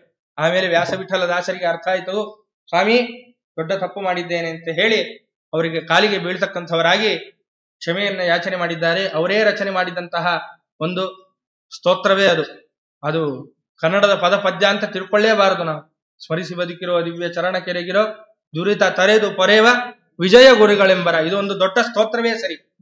ಅದರಿಂದ ಮೋಹನದಾಸರಿಗೆ ಬಂದ ವ್ಯಾಧಿಯನ್ನ ಕಳೆದ್ರಲ್ಲ, ಅದನ್ನು ಉಲ್ಲೇಖ ಮಾಡಿದ್ದಾರಲ್ವ. ವ್ಯಾಧಿ ಬಾರದೋ ದೇಹ ಬಾಧೆ ತಟ್ಟದೋ ಆದಿದೇವನ ಸುಪ್ರಸಾದವಾಹುದೋ, ಅದೆಲ್ಲ ಆ ಗುಣಮಹಾತ್ಮೆಗಳನ್ನ ಹೇಳುವ ಆ ಒಂದು ಚಿಂತನೆಯೇ ಆ ವಿಜಯರಾಯರ ಆ ಸ್ತೋತ್ರ. ಆದ್ರಿಂದ ಆ ಸ್ತೋತ್ರವನ್ನ ರಚನೆ ಮಾಡಿ ಇಡೀ ಜಗತ್ತು ಈ ಸ್ತೋತ್ರವನ್ನ ಸಜ್ಜನ ಸಮಾಜ ಪ್ರತಿನಿತ್ಯ ವಿಜಯದಾಸಾರ್ಯರನ್ನ ಸ್ಮರಣೆ ಮಾಡುವಂತೆ, ಅವರನ್ನ ಕೊಂಡಾಡುವಂತೆ ಮಾಡಿದಂತಹ ಮಹಾನುಭಾವರು ವ್ಯಾಸವಿಠಲ ದಾಸರು. ಈ ಸ್ತೋತ್ರ ಹೊರಗೆ ಬರಬೇಕಾದ್ರಿಂದನೇ ಈ ಕಥೆಗಳೆಲ್ಲ ನಡೀದೆ. ಈ ಸ್ತೋತ್ರ ಹೊರಗೆ ಬಂದಿದ್ದಕ್ಕೆ ಇವತ್ತು ನಾವು ವಿಜಯದಾಸಾರ್ಯರನ್ನ ಸ್ಮರಣೆ ಮಾಡ್ಕೊಳ್ಳಿಕ್ಕಾಗಿದೆ. ಅದಕ್ಕೋಸ್ಕರ ಈ ಸ್ತೋತ್ರವನ್ನ ಯಾವಾಗ ನಾವು ಹೇಳ್ತೇವೋ ಅದಕ್ಕೆ ಮುಂಚೆ ವ್ಯಾಸವಿಠಲ ದಾಸರಿಗೆ ನಮಸ್ಕಾರ ಮಾಡಿಯೇ ನಾವು ಈ ಸ್ತೋತ್ರವನ್ನು ಹೇಳಬೇಕು. ಅವರು ಕಾರುಣ್ಯ ಮಾಡಿ ನಮಗೆ ಕೊಟ್ಟಿದ್ದಾರೆ, ಅನುಭವಿಸಿ ಕೊಟ್ಟಿದ್ದಾರೆ ವಿಜಯದಾಸಾರ್ಯರ ಗುಣಗಳನ್ನ. ಅದರಿಂದ ವ್ಯಾಸವಿಠಲ ದಾಸರನ್ನು ಉದ್ಧಾರ ಮಾಡಿದ್ದಾರೆ ಮಹಾನುಭಾವರು. ಅದರಂತೆ ತಿರುಪತಿಯ ಕ್ಷೇತ್ರಕ್ಕೆ ಬಂದಿದ್ದಾರೆ ಮಹಾನುಭಾವರು. ಯಾರಿಗೋಸ್ಕರ ತಿಮ್ಮಪ್ಪನ ವೈಕುಂಠದಿಂದ ಕೆಳಗಿಳಿಸಿದ್ದೇ ಇವರು, ಭೃಗು ಋಷಿಗಳೇ ಅಲ್ವಾ. ಭೃಗು ಋಷಿಗಳು ಎದೆಗೆ ಒದ್ದ ಮೇಲೆ ಆಮೇಲೆ ತಾನೇ ಲಕ್ಷ್ಮಿ ನಾಟಕ ಮಾಡಿದ್ದು. ಯಾರಾದ್ರೂ ಕೊಲ್ಲಾಪುರ, ಈಗ ನಿಮಗೆ ಬೇಜಾರಾದ್ರೆ ಏನ್ ಮಾಡ್ತೀರ್ರಿ? ಒಳ್ಳೆ ಜಾಗಕ್ಕೆ ಹೋಗಿ ಕೂತ್ಕೋತೀರಾ? ಬೇಜಾರಾದ್ರೆ ಪಾರ್ಕ್ಗೆ ಹೋಗಿ ಕೂತ್ಕೋತೀರಾ ನೀವು? ಇಲ್ಲ. ಲಕ್ಷ್ಮೀದೇವಿ ಕೂತಿದ್ದೆ ಎಲ್ಲಿ? ಕರವೀರಪುರದಲ್ಲಿ ಕಮಲದ ಮಧ್ಯೆ, ಒಳ್ಳೆ ಸರೋವರದ ಮಧ್ಯೆ ಕೂತು ತಪಸ್ ಮಾಡ್ತಾ ಇದ್ವಂತೆ. ಬೇಜಾರು ಎಲ್ಲಾಗಿದೆ ಅಂತ? ಬೇಜಾರೇ ಆಗಿಲ್ಲ. ಬೇಜಾರಾಗಿದ್ರೆ ಯಾರಾದ್ರೂ ಪಾರ್ಕಿಗೆ ಹೋಗಿ ಕೂತ್ಕೊಂಡು ಆಟ ಆಡ್ತಾರ? ಕರವೀರಪುರದಲ್ಲಿ ಕೂತ್ಕೊಂಡು ಕಮಲದ ಮಧ್ಯೆ ಆನಂದವಾಗಿದ್ದಾಳೆ ಅಮ್ಮ ತಾಯಿ. ಆದ್ರಿಂದ ಬೇಜಾರಾಗಿದೆ ಅಂತ ನಮಗೆ, ಬೇಜಾರಾಗಿಲ್ಲ ಅಮ್ಮನವರಿಗೆ. ಆದ್ರಿಂದ ದೇವರನ್ನ ಅಲ್ಲಿದ್ದಂತ ವೈಕುಂಠದಲ್ಲಿದ್ದ ಪರಮಾತ್ಮನನ್ನ ವೆಂಕಟಗಿರಿಗೆ ತಂದಂತಹ ಮಹಾನುಭಾವರೇ ಭೃಗು ಋಷಿಗಳು. ಅವರ ಅವತಾರಭೂತರೇ ವಿಜಯದಾಸಾರ್ಯರಲ್ವಾ. ಮತ್ತು ಅವರೇ ಬಂದಿದ್ದಾರೆ, ತಿರುಪತಿಗೆ ಬರ್ತಕ್ಕಂಥವರಾಗಿದ್ದಾರೆ. ಅವರನ್ನೇ ದರ್ಶನಕ್ಕೆ ಬಿಡ್ಲಿಲ್ವಂತೆ. ದರ್ಶನದ ಗಲಾಟೆ ಅವಾಗಿಂದ ಇದೆ, ನಮ್ಮನ್ನು ನೂಕೋದಿರ್ಲಿ. ಅವಾಗಿಂದ ವಿಜಯದಾಸಾರ್ಯರಿರ್ಲಿ, ಕಂಬಾಲೂರು ರಾಮಚಂದ್ರ ತೀರ್ಥರಿಗೂ ಹಾಗೆ ನೂಕಿದ್ರಂತೆ. ಹಾಗೆ ನೂಕಿದ ಮೇಲೆ ಅವರು ಶ್ಲೋಕ ರಚನೆ ಮಾಡಿ ಐಶ್ವರ್ಯ ಮದ ಮಥೋಸಿ ಇದಾನಿ ಮಾಮುಪೇಕ್ಷಸೆ ವಾದಸ್ಯ ಸಮಯ ಪ್ರಾಪ್ತೆ ಅಹಮೇವ ಗತಿಸ್ತವ ಅಂದ್ರಂತೆ. ನಿರ್ಗುಣ ನಿರಾಕಾರ ಅಂತ ಎಲ್ರು ಬಂದು ನಿನ್ನನ್ನು ಹೇಳ್ತಾರಲ್ಲಪ್ಪ, ಇಲ್ಲ ನೀನು ಗುಣಪೂರ್ಣ, ನೀನು ದೋಷ ದೂರ ಅಂತ ಸಾಧನೆ ಮಾಡ್ಲಿಕ್ಕೆ ನಾನೇ ಬೇಕು. ಎಂತ ಗಂಡೆದೇರಿ. ಹಾಗೆ ಹೇಳಿದ ಮೇಲೆ ದರ ಹೇಳ್ಕೊಂಡೋಗಿ ತಿಮ್ಮಪ್ಪನ ಮುಂದೆ ನಿಲ್ಸಿದ್ರು. ಅಲ್ಲೇ ಶ್ರೀಪತಿ ತೀರ್ಥರು ಬಂದಿದ್ರು. ಅವರ ಸನ್ಯಾಸದ ನಿಶ್ಚಯವಾಯಿತು ಅಂತ. ತಿಮ್ಮಪ್ಪನ ಮುಂದೆ ಸನ್ಯಾಸದ ನಿಶ್ಚಯ ಆದಂತಹ ಮಹಾನುಭಾವರು ಕಂಬಾಲೂರು ರಾಮಚಂದ್ರ ತೀರ್ಥರು. ಆಮೇಲೆ ಶ್ರೀಪತಿ ತೀರ್ಥರಿಂದ ಸನ್ಯಾಸವನ್ನ ಸ್ವೀಕಾರ ಮಾಡಿದರು ಅಂತ ಕೇಳ್ತೇವೆ. ಅದರಂತೆ ವಿಜಯದಾಸಾರ್ಯರಿಗೂ ಕೂಡ ಘಟನೆ ನಡೆದಿದೆ. ವಿಜಯದಾಸಾರ್ಯರು ಬಂದಿದ್ದಾರೆ, ದರ್ಶನಕ್ಕೆ ಬಿಡ್ಲಿಲ್ಲ. ಸಿಟ್ಟು ಬಂತಂತೆ. ಅವ್ರು ಬೇಜಾರೆಲ್ಲ ಮಾಡ್ಕೊಳ್ಳೋದು ಇಲ್ಲೇ ಇಲ್ಲ, ದೇವ್ರ ಮೇಲೆ ನಂಬ್ತಾರ. ಒಂದಾ ಸಿಟ್ಟು, ಇಲ್ಲದ್ರೆ ಭಕ್ತಿ. ಸಿಟ್ಟು ಭಕ್ತಿಯಲ್ಲೇ ಸಿಟ್ಟು. ಅದಕ್ಕೆ ಅಲ್ವಾ ತಳಸದಕ್ಕಿಯ ತಿಂಬ ಮಾಡಿದ್ದು ಹಾಡ್ನ. ಎಲ್ಲವನ್ನ ಕಸುಕೊಂಬ ಕಳ್ಳದೊರೆಗೆ ಅಂತ ನಾವು ಕರೆಯಕ್ಕಾಗತ್ತಾ? ಅವ್ರು ಕರೀತಾರಷ್ಟೇ. ಯಾಕೆ? ಕೋಪದಲ್ಲೂ ಭಕ್ತಿ ಇರುತ್ತೆ ಅವ್ರಿಗೆ, ಅಂತಹ ಮಹಾನುಭಾವರು. ಎಲ್ಲವನ್ನು ಕಸುಕೊಂಬ ಕಳ್ಳದೊರೆಗೆ ಜಯಮಂಗಳಂ ನಿತ್ಯ ಶುಭ ಮಂಗಳಂ ಅಂತ ವರ್ಣನೆ ಮಾಡ್ತಾರೆ ವಿಜಯದಾಸಾರ್ಯರು. ಆದರೂ ವಿಡ್ಡೂರಗಳ ಕಳೆದು ದೊಡ್ಡವರ ಮಾಡ್ಪ ಶ್ರೀ ವಿಜಯ ವಿಠಲಗೆ. ಇಷ್ಟಿದ್ರು ಎಲ್ಲವನ್ನ ಕಳೆದು ನಮ್ಮನ್ನೆಲ್ಲ ದೊಡ್ಡವರನ್ನಾಗಿ ಮಾಡಿ ಅನುಗ್ರಹ ಮಾಡ್ತಾನಂತೆ ತಿಮ್ಮಪ್ಪ. ಆ ಮಾತನ್ನು ಹೇಳ್ತಾರೆ ವಿಜಯದಾಸಾರ್ಯರು. ಆದ್ರಿಂದ ಪರಮಾತ್ಮನನ್ನ ಬೈದ್ರೂ ಭಕ್ತಿಯಿಂದ ಬೈತಾರೆ, ಹೊಗಳಿದ್ರು ಭಕ್ತಿಯಿಂದ ಹೊಗಳುತ್ತಾರೆ. ಅದರಂತೆ ಏನ್ ಮಾಡಿದ್ದಾರೆ, ಒಂದು ಚೀಟಿಯಲ್ಲಿ ಬರೆದ್ರಂತೆ. ಬರೆದು ಬಿಟ್ಟು, ಹಿಂಗ ಐಶ್ವರ್ಯದ ಮದ ಬಂದ್ಬಿಟ್ಟಿದೆ, ಆದ್ರಿಂದ ನೀನ್ ಹೀಗಾಗಿದ್ದಿ ಅಂತ ಹೇಳಿ ಎಲ್ಲ ಬರ್ಸ್ಬಿಟ್ಟು ಆ ಚೀಟಿಯನ್ನು ತಗೊಂಡೋಗಿ ಒಬ್ಬ ಶಿಷ್ಯನಿಗೆ ಹೇಳಿದಂತೆ, ರಥ ಬರ್ತಾ ಇದೆ, ಬ್ರಹ್ಮೋತ್ಸವಕ್ಕೆ ಬೇರೆ ಹೋಗಿದ್ರಲ್ಲ, ರಥ ಬರ್ತಾ ಇದೆ, ರಥದ ಚಕ್ರಕ್ಕೆ ಹಾಕ್ಬಿಡು ಅಂತ ಹೇಳಿದ್ರಂತೆ. ಅದರಂತೆ ಆ ಚೀಟಿಯನ್ನ ಶಿಷ್ಯ ತಂದು ರಥದ ಚಕ್ರಕ್ಕೆ ಹಾಕಿದ್ದಾನೆ. ರಥ ಮುಂದೆ ಬರಲಿಲ್ಲ. ಅವ್ರಿಗೇನು ವಿಜಯದಾಸಾರ್ಯರಿಗೆ ಅಂದ್ರೆ, ನೀ ಬಂದಿದ್ದೇ ಇಲ್ಲಿಗೆ ನನ್ನಿಂದ, ನನಗ್ ದರ್ಶನ ಕೊಡಲ್ಲ ಅಂತೀಯ ಅಂತ. ಇದು ಭಕ್ತಿ ಅಲ್ವಾ? ಕೋಪವಾದ್ರೂ ಇದು ಭಕ್ತಿನೇ. ನೀನು ಅಲ್ಲಿ ವೈಕುಂಠದಿಂದ ಈ ವೆಂಕಟಗಿರಿಗೆ ಬಂದಿದ್ದೆ ನಾನು ಒದ್ದಿದ್ದಕ್ಕೆ, ಅಂತಹದ್ದು ನನಗೇ ನಿನ್ನ ಪಾದ ತೋರಿಸಲ್ಲ ಅಂತೀಯ, ನಿನ್ನ ದರ್ಶನ ಕೊಡಲ್ಲ ಅಂತೀಯ, ತಡಿ ಮಾಡ್ತೀನಿ ಅಂತ ಮಾಡಿದ್ದಿದೆಲ್ಲ. ಆದ್ರಿಂದ ರಥ ಮುಂದೆ ಬರಲಿಲ್ಲ. ಗೊತ್ತಾಯಿತು ಯಾರೋ ಮಹಾಜ್ಞಾನಿಗಳು ಬಂದಿದ್ದಾರೆ, ಅದಕ್ಕೆ ರಥ ಮುಂದೆ ಬರ್ತಾ ಇಲ್ಲ ಅಂತ ವಿಜಯದಾಸಾರ್ಯರನ್ನ ಸ್ವಾಗತ ಮಾಡಿ ಮುಂದೆ ನಿಲ್ಲಿಸಿದ್ರು. ಅದರಂತೆ ನಡೆದು ಬಾರಯ್ಯ ನೀನು ವೆಂಕಟರಮಣ ಅಂತ ಅವರು ಸ್ತೋತ್ರವನ್ನ ಮಾಡಿದ್ದಾರೆ. ಪರಮಾತ್ಮನನ್ನ ಸ್ತೋತ್ರವನ್ನ ಮಾಡಿದ್ರೆ ಇಡೀ ಬ್ರಹ್ಮೋತ್ಸವವನ್ನ ಅದರಲ್ಲಿ ವರ್ಣನೆ ಮಾಡ್ತಾರೆ ವಿಜಯದಾಸಾರ್ಯರು. ಅದರಂತೆ ನಡೆದು ಬಾರಯ್ಯ ನೀನು ವೆಂಕಟರಮಣ ಅಂತ ಹೇಳಿ ಆ ಪರಮಾತ್ಮನನ್ನ ಸ್ತೋತ್ರ ಮಾಡಿದ್ರೆ ಒಳ್ಳೆ ಆನಂದವಾಗಿ ಆ ರಥ ಮುಂದೆ ಬಂತು ಅಂತ ಇವತ್ತಿಗೂ ಅನೇಕರಿಗೆ ಗೊತ್ತಿದೆ ಆ ವಿಷಯ. ಇವತ್ತಿಗೂ ವಸಂತ ಮಂಟಪಕ್ಕೆ ರಥ ಬಂದ್ರೆ 40 ನಿಮಿಷವಾದ್ರೂ ಅಲ್ಲಿ ನಿಂತು ಬಿಡುತ್ತೆ, ರಥ ಮುಂದೆ ಬರಲ್ಲ. ಎಲ್ಲಾ ಕಡೆ ಬೇಗ ತಿರುಗುತ್ತೆ ರಥ. ವಸಂತ ಮಂಟಪದ ಹತ್ರ ಇರ್ತಕ್ಕಂತಹ ತಿರುವೇನಿದೆ ತಿರುಪತಿಯಲ್ಲಿ, ಅಲ್ಲೂ ಮಾತ್ರ ತಿಮ್ಮಪ್ಪ ಇವತ್ತಿಗೂ ಬೇಗ ತಿರುಗಲ್ಲ. ಯಾಕೆ? ವಿಜಯದಾಸರು ಅವತ್ತು ಮಾಡಿದ್ದಾರೆ. ಅಲ್ಲಿ ಬಂದಾಗೆಲ್ಲ ವಿಜಯದಾಸರು ನೆನಪಾಗ್ತಾರಂತೆ ಪಾಪ ಅವನಿಗೆ. ಅದಕ್ಕೋಸ್ಕರ ವಿಜಯದಾಸರ ನೆನ್ಸ್ಕೊಂಡು ಅಲ್ಲೇ ನಿಂತು ಬಿಡ್ತಾನೆ ತಿಮ್ಮಪ್ಪ, ಮುಂದೆ ಬರಲ್ಲ. ಆದ್ರಿಂದ ಅಂತಹ ಮಹಾನುಭಾವರು ಇವತ್ತಿಗೂ ಗೋವಿಂದ ಗೋವಿಂದ ಏನ್ ಗೋವಿಂದ ಅಂದ್ ಮಂಗಳಾರತಿ ಮಾಡಿದ್ರು ಅಲ್ಲಿಂದ ಮುಂದ್ ಬರಲ್ಲ. ಯಾವಾಗ ಮುಂದ್ ಬರ್ತಾನೆ ಗೊತ್ತಾ? ಎಲ್ಲ ಇವತ್ತಿನ ಏನು ಸಜ್ಜನ ಸಮಾಜ ಶ್ರೀಮದ್ ಆನಂದ ತೀರ್ಥ ಭಗವತ್ಪಾದಾಚಾರ್ಯರನ್ನ ಗುರುಗಳು ಅಂತ ನಂಬಿ ಅನೇಕ ಸಜ್ಜನರು ಆ ಜಾಗಕ್ಕೆ ಹೋಗ್ತಕ್ಕಂಥವರಾಗಿ ಆಗ್ತಾರೆ. ಪ್ರತಿ ವರ್ಷ ಆ ತಿಮ್ಮಪ್ಪನ ರಥೋತ್ಸವವನ್ನು ನೋಡ್ಲಿಕ್ಕೆ ಹೋಗ್ತಕ್ಕಂಥವರಾಗ್ತಾರೆ ಬ್ರಹ್ಮೋತ್ಸವಕ್ಕೆ. ಅಲ್ಲಿ ನಿಂತ ಎಲ್ಲ ಸಜ್ಜನರು ವಿಜಯದಾಸಾರ್ಯರ ಒಂದು ವಚನಗಳನ್ನ ಹೇಳಿದ್ರೆ ಅವಾಗ ಮುಂದೆ ಬರ್ತಾನೆ ಸ್ವಾಮಿ. ಇವತ್ತಿಗೂ ಅದ ಅನುಭವ. ವಿಜಯದಾಸಾರ್ಯರ ಅನೇಕ ಹಾಡುಗಳನ್ನ ಅಲ್ಲಿ ಎಲ್ಲ ಮಾಧ್ಯ ಸಮಾಜದ ಸಜ್ಜನರು ಹಾಡ್ತಾರೆ. ಹಾಡಿದ ಮೇಲೆ ತಿಮ್ಮಪ್ಪ ಸ್ವಲ್ಪ ಮುಂದೆ ಬರ್ತಾನೆ. ಇವತ್ತಿಗೂ ಹಠವೇ, ವಿಜಯದಾಸಾರ್ಯರ ನೆನ್ಸ್ಕೊಂಡು ಅಲ್ಲೇ ನಿಂತ್ಕೋತಾನೆ. ಇವತ್ತಿಗೂ ಆ ದಾಸರ ಒಂದು ನೆನಪಿಗಾಗಿ ಇವತ್ತಿಗೂ ರಥ ನಿಲ್ಲತ್ತೆ. ಅದರಂತೆ ತಿಮ್ಮಪ್ಪನನ್ನೇ ತಡೆದ ಮಹಾನುಭಾವರು ಭಕ್ತಿಯಿಂದ. ಅದರಿಂದ ಅಂತಹ ಮಹಾನುಭಾವರು ವಿಜಯದಾಸಾರ್ಯರು. ಅಷ್ಟೇ ಅಲ್ಲ, ಜಗನ್ನಾಥ ದಾಸರನ್ನು ಉದ್ಧಾರ ಮಾಡಿದಂತಹ ಮಹಾನುಭಾವರು ವಿಜಯದಾಸಾರ್ಯರು. ವರದೇಂದ್ರ ತೀರ್ಥರಲ್ಲಿ ಅಧ್ಯಯನ ಮಾಡಿದ್ದೇನೆ ಅನ್ನುವ ಒಂದು ಇದಿತ್ತು ಜಗನ್ನಾಥ ದಾಸರಿಗೆ. ಮಾನ್ವಿ ದಾಸರಿಗೆ ಒಂದು ದ್ವಾದಶಿ ಊಟಕ್ಕೆ ಕರೆದಿದ್ದಾರೆ ವಿಜಯದಾಸಾರ್ಯರು. ಗೋಪಾಲದಾಸರ ಕೈಲಿ ಹೇಳಿ ಕಳಿಸಿದ್ದಾರೆ. ಏನಂದ್ರು ಬೆಳಿಗ್ಗೆ ಊಟಕ್ಕೆ ಬರಲಿಲ್ಲ, ಗೋಪಾಲದಾಸರನ್ನ ಕಳಿಸಿದ್ರಂತೆ. ಹೋಗಿ ಅವರನ್ನ ಕರ್ಕೊಂಡ್ ಬಾಪ್ಪ, ಮಾನ್ವಿ ಆಚಾರ್ಯರನ್ನ ಕರ್ಕೊಂಡ್ ಬಾ ಅಂತ ಕಳಿಸಿದ್ರೆ ಗೋಪಾಲದಾಸರು ಹೋಗಿ ವಿಜಯದಾಸಾರ್ಯರು ಕಾಯ್ತಾ ಇದ್ದಾರೆ, ಸ್ವಾಮಿ ತಾವು ಬರಬೇಕಂತೆ. ಇಲ್ಲ, ನಮ್ಗೆ ಉದರ ಶೂಲೆ ಆಗಿದೆ, ಅದಕ್ಕೆ ನಾನು ಊಟ ಮಾಡ್ಬಿಟ್ಟು ಮಲ್ಕೊಂಡ್ಬಿಟ್ಟಿದ್ದೀನಿ ಇಂದ್ರಂತೆ ಮಾನ್ವಿ ಆಚಾರ್ಯರು. ಸರಿ ಆಯ್ತು ಅಂತ ಬಂದು ಅದೇ ಮಾತನ್ನ ವಿಜಯದಾಸಾರಿಗೆ ಹೇಳಿದ್ದಾರೆ. ಆಯ್ತಪ್ಪ ಸ್ವಾಮಿ ಅಂತ ದೇವರಿಗೆ ಒಪ್ಪಿಸಿದ್ದಾರೆ. ದೊಡ್ಡವರಿಗೆ ವ್ಯತ್ಯಾಸ ಮಾತಾಡಿದ್ರೆ ನಿಧ ಆಗೋಗುತ್ತದೋ, ಅದರಂತೆ ಉದರ ಶೂಲೆ ಬಂದಿದೆ. ಉದರ ಶೂಲೆಯನ್ನು ಅನುಭವಿಸ್ತಾ ರಾಯರಿಗೆ ಸೇವೆ ಮಾಡಿದ್ದಾರೆ, ತಿಮ್ಮಪ್ಪನಿಗೆ ಸೇವೆ ಮಾಡಿದ್ದಾರೆ. ಏನು ಮಾಡಿದ್ರು ಉದರ ಶೂಲೆ ಹೋಗಲಿಲ್ಲ. ರಾಯರ ಹತ್ರ ಸೇವೆ ಮಾಡ್ಬೇಕಾದ್ರೆ ರಾಯರು ಸ್ವಪ್ನದಲ್ಲಿ ಬಂದು ಹೇಳಿದರಂತೆ, ನೋಡಪ್ಪ ಎಲ್ಲಿ ಅಪಚಾರ ನಡೆದಿದೆಯೋ ಅಲ್ಲೇ ಹೋಗ್ಬೇಕು, ಅಲ್ಲಿ ಹೋದ್ರೆ ಉದ್ಧಾರ ಆಗ್ತಿ ಅಂತ ರಾಯರು ಸ್ವಪ್ನದಲ್ಲಿ ಹೇಳಿದ್ರೆ, ಅದರಂತೆ ರಾಯರು ಸ್ವಪ್ನದಲ್ಲಿ ಮಂತ್ರಾಕ್ಷತೆಯನ್ನು ಕೊಟ್ಟಿದ್ದಾರೆ ಜಗನ್ನಾಥ ದಾಸರಿಗೆ. ವಿಜಯದಾಸಾರ್ಯರಿಗೆ ಕೊಡುವಂತ ಕೊಟ್ಟ ಮಂತ್ರಾಕ್ಷತೆ. ಅಷ್ಟು ಪ್ರೀತಿ. ಯಾಕೆ? ವಿಜಯದಾಸರೇ ಎಷ್ಟು ವರ್ಣನೆ ಮಾಡಿದ್ದಾರೆ ರಾಯರನ್ನ.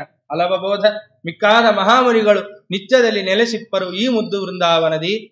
ಅದನ್ನೆಲ್ಲ ನೋಡಿದ ಮಹಾನುಭಾವರು. ನಮ್ಮಂತೆ ಬೃಂದಾವನ ನೋಡಿದವರಲ್ಲ. ರಾಯರ ಬೃಂದಾವನ ನೋಡಿದ್ರೆ ಇದೆಲ್ಲ ಕಾಣಿಸಿದೆ ಅವರಿಗೆ. ರಾಯರ ಬೃಂದಾವನವನ್ನ ವಿಜಯದಾಸಾರ್ಯರು ನೋಡಿದ್ರೆ ಇದೆಲ್ಲವೂ ಕಾಣ್ತಕ್ಕಂಥದ್ದಾಗಿದೆ. ರಾಯರನ್ನೊಬ್ಬರನ್ನೇ ಅಲ್ಲ, ಪಕ್ಕದಲ್ಲಿ ಕೂತ ವಾದೀಂದ್ರರನ್ನು ವರ್ಣನೆ ಮಾಡಿದ್ದಾರೆ ವಿಜಯದಾಸಾರ್ಯರು. ಒಂದೇ ಹೇಳ್ತೇನೆ, ವಾದೀಂದ್ರರು ಮಂತ್ರಾಲಯದಲ್ಲಿ ನಿಮ್ಮನ್ನ ಒಪ್ಪಿದ್ರೇನೆ ರಾಯರು ನಿಮ್ಮನ್ನು ಒಪ್ಪೋದು. ವಾದೀಂದ್ರರು ಮೊದಲು ಸೈನ್ ಹಾಕ್ಬೇಕು, ಇವನು ರಾಯರ ಭಕ್ತ ಅಂತ, ಆಮೇಲೆ ರಾಯರು ನಿಮ್ಗೆ ಅನುಗ್ರಹ ಮಾಡ್ತಾರೆ. ಆ ಒಂದು ಜವಾಬ್ದಾರಿಯನ್ನ ವಾದೀಂದ್ರ ತೀರ್ಥರಿಗೆ ಕೊಟ್ಟು ಬಿಟ್ಟಿದ್ದಾರೆ ರಾಯರು. ಅಂತಹ ವಾದೀಂದ್ರ ತೀರ್ಥರನ್ನು ವರ್ಣನೆ ಮಾಡಿದ್ದಾರೆ ವಿಜಯದಾಸಾರ್ಯರು. ಕಂಡೆನು ಕಂಗಳಲ್ಲಿ ಭೂಮಂಡಲದಳು ಮೆರೆವ ಯತಿಗಳ ಮಂಡಲಾಬ್ಧಿಗೆ ಸೋಮನೆನಿಪ ಅಖಂಡ ಮಹಿಮ ವಾದೀಂದ್ರ ಗುರುಗಳ ಅಂತ ವಾದೀಂದ್ರರನ್ನು ವರ್ಣನೆ ಮಾಡಿದ್ದಾರೆ. ನೋಡಿ ವರ್ಣನೆ ಮಾಡಿದ್ದಾರೆ. ವಾದೀಂದ್ರ ತೀರ್ಥರನ್ನ ಕಣ್ಣಾರೆ ಕಂಡಿದ್ದಾರೆ ಮಹಾನುಭಾವರು ವಿಜಯದಾಸಾರ್ಯರು. ಅಂತಹ ರಾಯರನ್ನ ವರ್ಣನೆ ಮಾಡಿದ್ದಾರೆ, ವಾದೀಂದ್ರರನ್ನ ವರ್ಣನೆ ಮಾಡಿದ್ದಾರೆ, ವಾದಿರಾಜರನ್ನ ವರ್ಣನೆ ಮಾಡಿದ್ದಾರೆ, ಶ್ರೀಪಾದರಾಜರನ್ನ ವರ್ಣನೆ ಮಾಡಿದ್ದಾರೆ, ವ್ಯಾಸರಾಜರನ್ನ ವರ್ಣನೆ ಮಾಡಿದ್ದಾರೆ. ಯಾರನ್ನ ಬಿಟ್ಟಿಲ್ಲ ಅವರು, ಎಲ್ಲರನ್ನು ವರ್ಣನೆ ಮಾಡಿದ್ದಾರೆ ಜ್ಞಾನಿಗಳನ್ನ.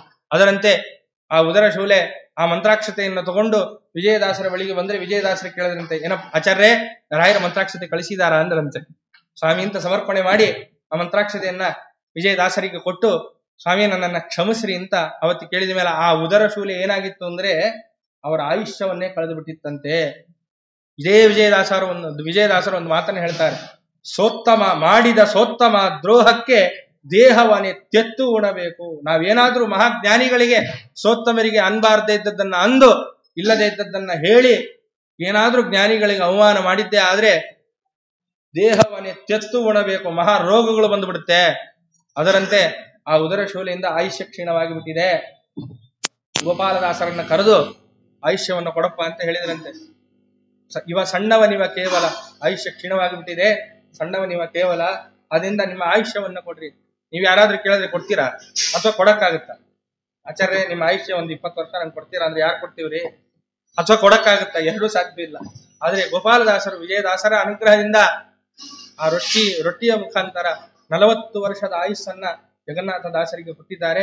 ಜಗನ್ನಾಥ ವಿಠಲ ಎನ್ನುವ ಅಂಕಿತವನ್ನ ಪಡೆತಕ್ಕಂಥವರಾಗಿ ಇದೇ ವಿಜಯದಾಸಾರ್ಯರ ಅನುಗ್ರಹದಿಂದ ಏನು ಆ ಗೋಪಾಲದಾಸರ 40 ವರ್ಷದ ಆಯುಸ್ಸು ಜಗನ್ನಾಥ ದಾಸರಿಗೆ ಬಂದಿತ್ತೋ ಅದು ಸಾರ್ಥಕ ಮಾಡಬೇಕು ಎನ್ನುವ ಉದ್ದೇಶದಿಂದಲೇ ಹರಿಕಥಾಮೃತ ಸಾರವನ್ನ ಅವರು ಬರೆತಕ್ಕಂಥವರಾಗಿ ದಾಸ ಸಾಹಿತ್ಯದ ಸುಧಾಂತಲೇ ಪ್ರಸಿದ್ಧವಾದಂತಹ ಹರಿಕಥಾಮೃತ ಸಾರ ಹೊರಗೆ ಬರಲಿಕ್ಕೂ ಕೂಡ ಮೂಲ ಕಾರಣ ವಿಜಯದಾಸಾರ್ಯರು. ಹೀಗೆ ವಿಜಯದಾಸಾರ್ಯರು ಎಲ್ಲ ರೀತಿಯಲ್ಲಿ ಸಮಾಜವನ್ನ ಉದ್ಧಾರ ಮಾಡಿದ್ದಾರೆ. ಇಂತಹ ವಿಜಯದಾಸರು ಕಡೆಯ ಕಾಲದಲ್ಲಿ ಅವರು ಚಿಪ್ಪಗಿರಿಗೆ ಬರ್ತಕ್ಕಂಥವರಾದ್ರು. ಚಿಪ್ಪಗಿರಿಯಲ್ಲಿ ಒಂದು ರೈತನ ಗದ್ದೆಯಲ್ಲಿರ್ತಕ್ಕಂತಹ ಒಂದು ಚಿಕ್ಕ ಮಡುವು, ಅಲ್ಲಿ ತಪಸ್ಸು ಮಾಡ್ತಾ ಕೂತಿದ್ದಾರೆ ವಿಜಯದಾಸಾರ್ಯರು ಸ್ನಾನ ಮಾಡಿ. ಆ ರೈತ ಬಂದಿದ್ದಾನೆ, ಎಲ್ಲ ಗೋವುಗಳನ್ನೆಲ್ಲ ಕರ್ಕೊಂಡು ಆ ರೈತ ಬರ್ತಕ್ಕಂಥವನಾಗಿದ್ದಾನೆ. ರೈತನಿಗೆ ಹೇಳಿದ್ರಂತೆ, ಏನಿಲ್ಲಪ್ಪ ನಿನ್ನ ಹೊಲದಲ್ಲಿ ಪರಮಾತ್ಮ ಇದ್ದಾನೆ ಅಂದ್ರಂತೆ. ಹೌದಾ ಸ್ವಾಮಿ? ಹೌದಾ ಬುದ್ಧಿ? ನನ್ನ ಹೊಲದಲ್ಲಿ ಪರಮಾತ್ಮ ಇದ್ದಾನೆ. ಹೌದಪ್ಪ ಪರಮಾತ್ಮ ಇದ್ದಾನೆ.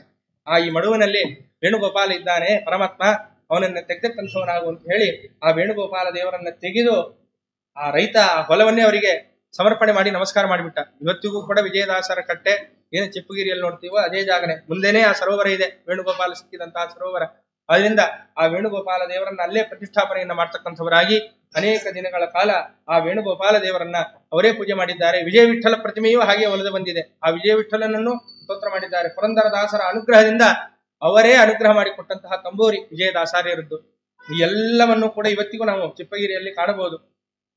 ವಿಜಯ ವಿಠಲನ ಪ್ರತಿಮೆಯು ಕೂಡ ಅವರ ವಂಶೀಕರ ಮನೆಯಲ್ಲೋ ಎಲ್ಲೋ ಇದೆ, ನನಗೆ ಅದು ಸರಿಯಾಗಿ ಗೊತ್ತಿಲ್ಲ ಎಲ್ಲಿದೆ ಅಂತ. ಒಮ್ಮೆ ದರ್ಶನ ಮಾಡಿದ್ದೇನಷ್ಟೇ. ಅದರಿಂದ ಎಲ್ಲವನ್ನೂ ಇವತ್ತು ನಾವು ನೋಡ್ಲಿಕ್ಕೆ ಸಿಗತ್ತೆ. ಹಾಗೆ ಇಂತಹ ಚಿಪ್ಪಗಿರಿಯ ಕ್ಷೇತ್ರದಲ್ಲಿ ವಿಜಯದಾಸಾರ್ಯರು ತಾವು ಕಡೆಯ ದಿನಗಳನ್ನ ಆ ಪರಮಾತ್ಮನ ಚಿಂತನೆಯಲ್ಲೇ ಕಳಿತಕ್ಕಂಥವರಾಗಿ, ಪರಮಾತ್ಮನ ಧ್ಯಾನಾಸಕ್ತರಾಗಿ ತಮ್ಮ ಪ್ರಾಣವನ್ನ ಆ ಪರಮಾತ್ಮನಲ್ಲಿ ಅರ್ಪಣೆ ಮಾಡತಕ್ಕಂಥವರಾಗಿದ್ದಾರೆ. ಅಂತಹ ದಿವ್ಯ ಕ್ಷೇತ್ರ ಚಿಪ್ಪಗಿರಿ ಇವತ್ತಿಗೂ ಸಹಿತ ವಿಜಯದಾಸಾರ್ಯರ ಆರಾಧನೆ ನಡೆದುಕೊಂಡೇ ಬಂದಿದೆ. ಅದು ಚೀಕಲಪರಿವೆ ಆಗ್ಬೋದು, ಅದು ಆದೋನಿ ಆಗ್ಬೋದು, ಅದು ಚಿಪ್ಪಗಿರಿ ಆಗ್ಬೋದು.